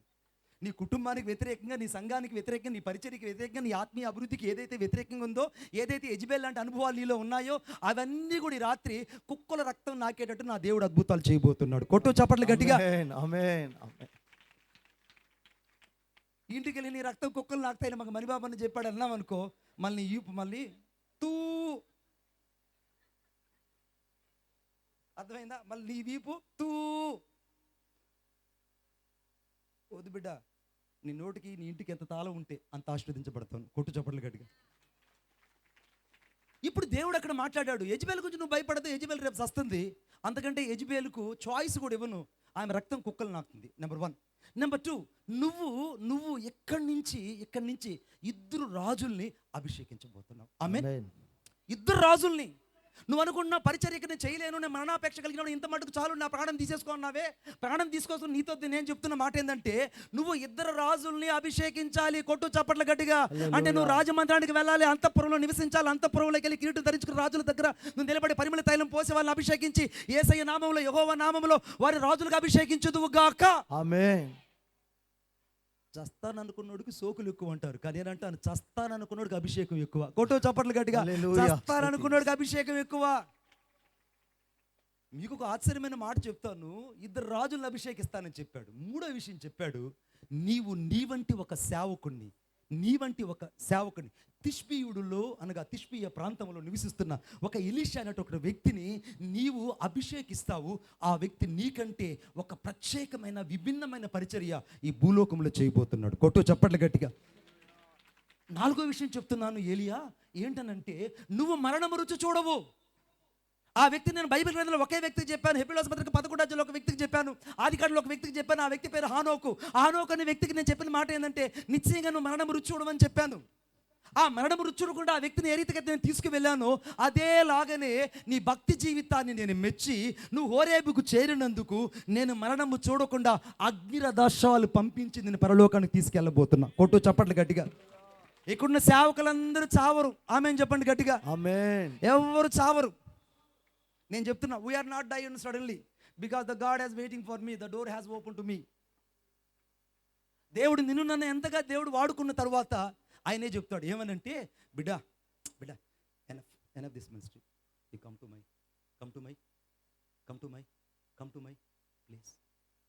నువ్వు నా స్థలానికి వచ్చేసేయి, నేనుండు స్థలంలో నువ్వు ఉండులాగునా నేను సిద్ధపరిచిన స్థలం నీ కొరకు సిద్ధపరిచి ఉన్నా. అది ఎప్పుడు చెప్తాడు ఆయన స్వారూప్యం మనలో సంపూర్ణంగా కలిగేంత వరకు, ఆయన సంపూర్ణ పురుషుడిగా నీవు క్రీస్తుని కనపరిచేంత వరకు, సంపూర్ణంగా క్రీస్తు యొక్క పరిమాణంలో రూపాంతరం చెందేంత వరకు, సంపూర్ణంగా క్రీస్తు యొక్క రూపాంతరం నీ వ్యక్తిగత జీవితంలో కనపడేంత వరకు, సంఘంలో నువ్వు క్రీస్తుకు అప్పగించేంత వరకు, సంఘంలోనగా క్రీస్తు స్వారూప్యం కనపడేంత వరకు ఆయన నిన్ను నన్ను కుదించి క్రీస్తు కొరకు అభిషేకం దైవజనుడిగా చేసిన తరువాత అప్పుడు నాకు ద్వారం తెరవబడుతుంది. కొట్టు చప్పట్లు గట్టిగా. హల్లెలూయా. ఇప్పుడు ఈ వ్యక్తికి దేవుడు నాలుగు ఇచ్చాడు. ఒకటి యెజబేలు, లేదు రెండోది ఇద్దరు రాజుల్ని ఊర్లోకి వెళ్ళాడు. యెజబేలు చచ్చింది, రక్తం కుక్కలు నాకాయి. ఏలియా కళ్ళతో చూశాడు. ఆమె చెప్పండి గట్టిగా. ఆమేన్. నువ్వు ఎవరెవరి గురించి అయితే భయపడుతున్నావో, ఎవరైతే నేను కలవరపరిచారో, ఎవరైతే నీ గురించి, నీ సేవ గురించి, నీ పరిచయం గురించి తిరస్కరించి మాట్లాడారో వాళ్ళందరినీ దేవుడు చూచుకును గాక. ఆమేన్. ఇంకొక మాటలో చెప్పాలంటే మందిరాన్ని నడిపించును గాక. ఆమేన్. ఆమేన్. అది బాగుందిగా, మందిరానికి నడిపించు. వాడి దగ్గర మనకు దశమ భాగాలు ఇప్పించును గాక. ఆమేన్. ఇంకా గట్టిగా చెప్పండి. ఆమేన్. వాళ్ళే మన మందిరంలో మన పిల్లలకు పరిచయాలకు దాదులుగా మార్చబడుదురు గాక. ఆమేన్. ఇప్పుడు చెప్తారండి గట్టిగా. వాళ్ళ ద్వారా మన యొక్క ఏటీఎంలో విస్తారమైన ధనం వచ్చును గాక. ఎంత గట్టిగా చెప్పారా బాబు. పొరపాటున పిన్ను మాత్రం చెప్పకండి. 4 అక్షరాలు పిన్ చెప్పకండి. ఇప్పుడు రెండో విషయం ఏంటంటే, దేవుడు రాజులను అభిషేకించాడు ఏలియా. మూడోది ఎలీషాను అభిషేకించాడు. నాలుగోది ఆ వ్యక్తి మరణం రుచి చూడకుండా పరలోకం నుండి అగ్నిరదశ్వాలు వచ్చి ఏలియాను తీసుకొని వెళ్ళిపోతుంటే భూలోకంలో ప్రజలందరూ చూస్తుండగా ఎలీషా ఒక మాట అన్నాడు, నా దేవా ఇశ్రాయేలుకు రథములు రౌతులు నీవే. సేవకుడికి రథములు రౌతులు లేకపోవచ్చు, సరైన నివాసాలు లేకపోవచ్చు, కార్లు బంగ్లాలు లేకపోవచ్చు, కానీ కోరుకున్నంత అభిషేకం అంతరంగంలో దేవుడు దాచి నడిపిస్తున్నాడు సేవకులు. చప్పట్లు. సేవకులు దేవుడు అభిషేకించి నడిపిస్తున్నాడు ఈ రాత్రి. ప్యాంట్రిక్ అనే ఒక దైవజనుడు, ఆయన పేరు ఏం పేరు? ప్యాంట్రిక్ అనే దైవజనుడు ఐర్లాండ్ దేశంలో పరిచర్య చేస్తున్నాడు. ఆయన సాదాసీదాగా ఉన్నాడు. తను ఎవరు కూడా పాస్టర్ అని గుర్తించరు. ఐర్లాండ్ దేశంలో అందరూ కూడా బర్గర్లన్నీ కూడా అమ్మేసిన తర్వాత ఆ మిగిలిపోయిన బర్గర్లని డిస్కౌంట్తో అమ్ముతారు సాయంత్రం పూట. వాటిని కొనుక్కోవడానికి లైన్లో నిలబడే సేవకుడు ఇతడు. ఈ యొక్క ప్యాట్రిక్ అయినటువంటి దైవజనుడు ఆ యొక్క మిగిలిపోయిన రొట్టె ముక్కలన్నీ ఒక సంచిలో వేసుకొని ఇలా తీసుకొని వెళ్ళి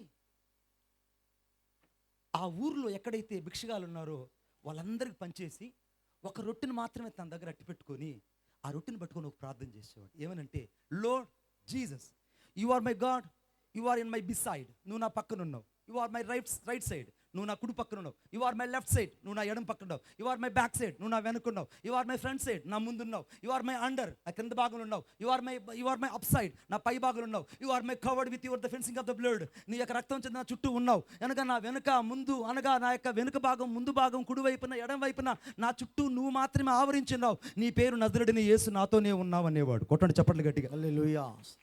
ఇతను ఎప్పుడు చూసినా ఇదే మాట. ఎక్కడన్నా కూర్చొని the Jesus Christ is stand before me, Jesus Christ back side me, Jesus Christ front side me, Jesus left side me, Jesus Christ beside me అని ఈ మాట చెప్తుండేవాడు.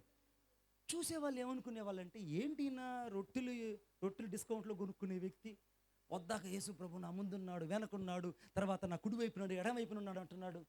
పిచ్చి పట్టిందేమోనని ఆ యొక్క ప్యాట్రిక్ అనే దైవజనుడికి ఆ ఐర్లాండ్ ప్రాంతంలో పెట్టిన పేరు ఏంటంటే పిచ్చి దైవజనుడు అని పేరు పెట్టారు, లేదా మతి చెల్లించిన పాస్టర్ అని పేరు పెట్టారు. ఈ లోపల ఐర్లాండ్ దేశంలో రాజులు ఉండేవాళ్ళు ఆ రోజుల్లో. ఆ రాజుగారికి ఒకే ఒక కొడుకు, ఆ కొడుకు చచ్చిపోయాడు. 5 రోజులు అయిపోయింది. ఆ కొడుకుని సమాధి చేసి 5 రోజులు అయిపోయింది. ఈ ప్యాట్రిక్ అనేటువంటి యొక్క దైవజనుడు అక్కడికి వెళ్ళి అంతఃపురంలోకి వెళ్ళాడు. వాళ్ళు అలో చేయలే. ఆ కోట దగ్గర పోయి నిలబడి ఒక మాట చెప్పాడు, ఓ రాజా, నువ్వు నాతో పాటు వస్తే నీ కుమారుని నేను సజీవంగా తీసుకొని వస్తాను. నీ కుమారుని నేను సజీవంగా తీసుకొని వస్తాను, నువ్వు నాతో పాటు రాగలవా అని ఆ కోట దగ్గర అరుస్తుంటే అతడు పిచ్చివాడని అక్కడున్న వాళ్ళు తీసుకెళ్లి జైల్లో వేసేసారు. అయినా అతడు పదే జైల్లో కూడా the Jesus Christ is back side me, Jesus Christ is inside me, Jesus Christ the right side me, Jesus Christ the left side me, పొద్దాక ఈ ప్రార్థన చేస్తున్నాడు. రాజుగారికి చెప్పారు, అయ్యా ఆయన పొద్దాక ఒకే మాట అంటున్నాడు, రాజుగారు నాతో పాటు వస్తే ఆ బిడ్డను బతికించి తీసుకొస్తా. ఆమేన్. ఇంకేం అనడం లేదు. పిచ్చోడో మంచోడా ఎంత ఎందుకు, అర్థమైంది, పిచ్చోడో మంచోడో ఎందుకు, రా పోదాం అని చెప్పేసి ప్యాట్రిక్ని తీసుకొని ఆ సమాధుల తోట దగ్గర తీసుకెళ్లారు. ఆమెన్ చెప్పండి గట్టిగా. ఆమేన్. చెప్పాలి గట్టిగా. సమాధుల దగ్గర తీసుకెళ్ళి సమాధి తోట తీసుకెళ్లారు. రాజుగారు చెప్పారు, అయ్యా ఈ పుష్పాలు ఎక్కువ ఉన్న చోటే నా కుమారుని పాతి పెట్టావు అన్నారు. ప్యాట్రిక్ దైవజనుడు చెప్పాడు, ఈ మట్టి కాస్త బయటికి తీయండి అన్నాడు. చాలామంది అన్నారు, అయ్యా ఇప్పటికే 5 రోజుల పైన అయిపోయింది, మట్టి తీస్తే దుర్గంధమైన వాసన అని అంటే, నేను మీతో చెప్తున్నాను దయచేసి తీయండి అన్నాడు. వెంటనే వాళ్ళు ఏమని చెప్పాడు కదా, తీద్దాం. ఆ మట్టి తీస్తుంటే అప్పుడు అంటున్నాడు, Jesus Christ is stand before me, that Jesus Christ is beside me, that Jesus Christ is right side me, that Jesus Christ is left side me, Jesus Christ is surrounded to me అని అంటుంటే అందరూ చూస్తున్నారు. మట్టి మొత్తం పైకి తీశారు. ఆ పెట్టి దగ్గర నిలబడి, అబ్బాయి నేను నీతో యేసుక్రీస్తు నామములో చెప్తున్నా, పైకి లే ఆమేన్. అనగా నా పెట్టెలో నుంచి శబ్దాలు వచ్చాయి, డాడీ నన్ను బయటకు తీయండి, నన్ను బయటకు తీయండి, నన్ను బయటకు తీయండి, నాలోకి జీవం వచ్చింది, నేను బ్రతికాను అని అనగానే రాజుగారు భయపడిపోయి ఆ పెట్టి తీయగానే నిద్రలోంచి లేచినట్టుగా లేచి ఆ పిల్లోడు కూర్చున్నాడు. కొట్టు చప్పట్లో. హల్లెలూయా. ఒక్క దైవ స్వరం, the voice of the God is leading to you me, you shall not be unfazed the mocked. నీ జీవితంలో నీకు అవమానాన్ని చూడవు. నువ్వు గొడ్డుపోతాడు కాదు. ఇప్పటిదాకా నువ్వు ఉద్యోగం లేని వ్యక్తివి కాదు. ఇప్పటిదాకా నీ జీవితంలో ఓటమిని చూచావు, ఇప్పటిదాకా అవమానాన్ని చూచావు, ఇప్పటిదాకా నిందను చూచావు. ఈ రాత్రి నుంచి దేవుని యొక్క అభిషేకాన్ని నీ వ్యక్తిగత జీవితంలో చూచుదువుగాక. ఆమేన్. ఈ ప్యాట్రిక్ని దైవజనుడికి అందరూ ఆశ్చర్యపడిపోయారు. అమ్మో అతను పిచ్చోడు కాదు, మహా గొప్ప భక్తుడు అన్నాడు. ఆమేన్ చెప్పండి గట్టిగా. ఆమేన్. మహా గొప్ప భక్తుడు, మహా గొప్ప భక్తుడు అని అన్నారు. కొద్ది రోజులు అయిన తర్వాత ఈ దైవజనుడి దగ్గర దాదాపు 25,000 మందికి పైగా ప్రజలు ఒక ఆరాధనకు వచ్చేవాళ్ళు. కొట్టు చప్పట్లు గట్టిగా. హల్లెలూయా. ఆయన ఒకరోజు దారిలో వెళ్తూ ఉన్నాడు నడుచుకుంటూ. ఆయనకి ఏం లేవు, but walking on the road వెళ్తున్నాడు. ఒక ఆమె పరిగెత్తుకుంటూ వచ్చి అయ్యా అయ్యా అయ్యా ప్యాట్రిక్ గారు, నా బిడ్డకి పాము కరిచేసింది అయ్యా, నా బిడ్డను భయంకరమైన విషనాగు, ఒక గిరినాగు లాంటిది కరిచేసింది, ఒక కొండ తాచిందని నా బిడ్డను కరిచింది, నా బిడ్డ చచ్చిపోయాడు, దయచేసి రాయ్యా ప్రార్థన చేద్దు అని అక్కడికి పోగానే ఆ బిడ్డ ఆడ పడిపోయి నురుగ్గొక్కొని అరిచి చచ్చిపోయాడు, కళ్ళతో చచ్చిపోయాడు. ప్యాట్రిక్ అన్నాడు, ఈ పిల్లోని పాము ఎక్కడ కరిచిందన్నాడు. ఈ పిల్లోని పాము ఎక్కడ కరిచిందంటే, అయ్యా మా ఇంటి తోట దగ్గర పాము కరిచింది, రాయల్దా. వెంటనే ఈ పిల్లోడి గురించి ఆలోచించింది పాస్టర్ గారు. నేరుగా ఆ పాము కరిచిన చోటుకు వచ్చాడు. ఆ పాము దగ్గరకు వచ్చి చూస్తే ఆ పాము ఆ పొద్దు దగ్గరే చుట్టుకొని పడుకోనింది. మత్తుతో పడిపోతుందా పాము? కొన్ని పాములు పోవు, మత్తెక్కి అట్లా పడిపోతాయి. మత్తెక్కి అట్లా చుట్టుకొని ఉంది. ప్యాట్రిక్ దైవజనుడు ఒక మాట అన్నాడు, ఓ విషసర్పమా, నేను నీతో చెప్తున్నాను, ఇక జీవిత కాలంలో ఈ ఐర్లాండ్ దేశంలో మీరు కనబడకుందురుగాక. ఆమేన్. ఒట్టు చప్పట్లో. కనబడకుందురుగాక అన్నాడు. ఇప్పుడు నెట్లో కూడా చూడండి, యూట్యూబ్లో కూడా చూడండి, ఐర్లాండ్ దేశంలో పావులే కనపడవురా బాబో. ఐర్లాండ్ దేశంలో ఒక్క పాము కూడా కనపడదు. ఎందుకు కనపడదంటే, కొన్ని సంవత్సరాల క్రిందట ప్యాట్రిక్ అనే ఒక దైవజనుడు ప్రార్థన చేశాడు. ఆ దైవజనుడు యొక్క ప్రార్థన బట్టి ఐర్లాండ్ దేశంలో పాములు లేని దేశం. కొట్టు చప్పట్లో ఇంకా గట్టిగా. నా దేవుడు నిన్ను ఎక్కడ ఉంచినా ఈరోజు దేవుని స్వరము చేత నువ్వు అద్భుతాలు చేసే వ్యక్తిగా మారుదువుగాక. ఆమేన్. అక్కడికి వచ్చాడు, బిడ్డను చూశాడు. బాబు నీతో చెప్తున్నాను, యేసుక్రీస్తు నామములో పైకి లే అని అన్నాడు. అని చెప్పగానే ఆ పిల్లోడు లేచి కూర్చొని అమాంతంగా అమ్మా అమ్మా అమ్మా అని కేకలేస్తున్నాడు. 1 కాదు 2 కాదు ప్యాట్రిక్ చేసిన అద్భుతాలు. మీకు అద్భుతమైన మాట చెప్పనా? ఆయన పలికిందల్లా ఒకటే, ద జీసస్ క్రైస్ట్. యేసు నా ముందు నిలిచి ఉన్నాడు, యేసు నా వెనుకున్నాడు, యేసు నా కుడి పక్కనున్నాడు, యేసు నా వెడం పక్కనున్నాడు. ఎంతమంది నేను పిచ్చివాడు అనుకున్నా, ఈ రాత్రి నువ్వు ఒక్కడివే అభిషేకించిన పాస్టర్వి. కొట్టు చప్పట్లో. నువ్వు ఒక్కడివే అభిషేకించబడిన వ్యక్తివి. నువ్వు ఒక్కడివే ఈ రాత్రి అభిషేకపు తైలము చేత నింపబడిన వ్యక్తివి. ఈ ఒక్కడివే నీ ద్వారా దేవుడు కార్యాలు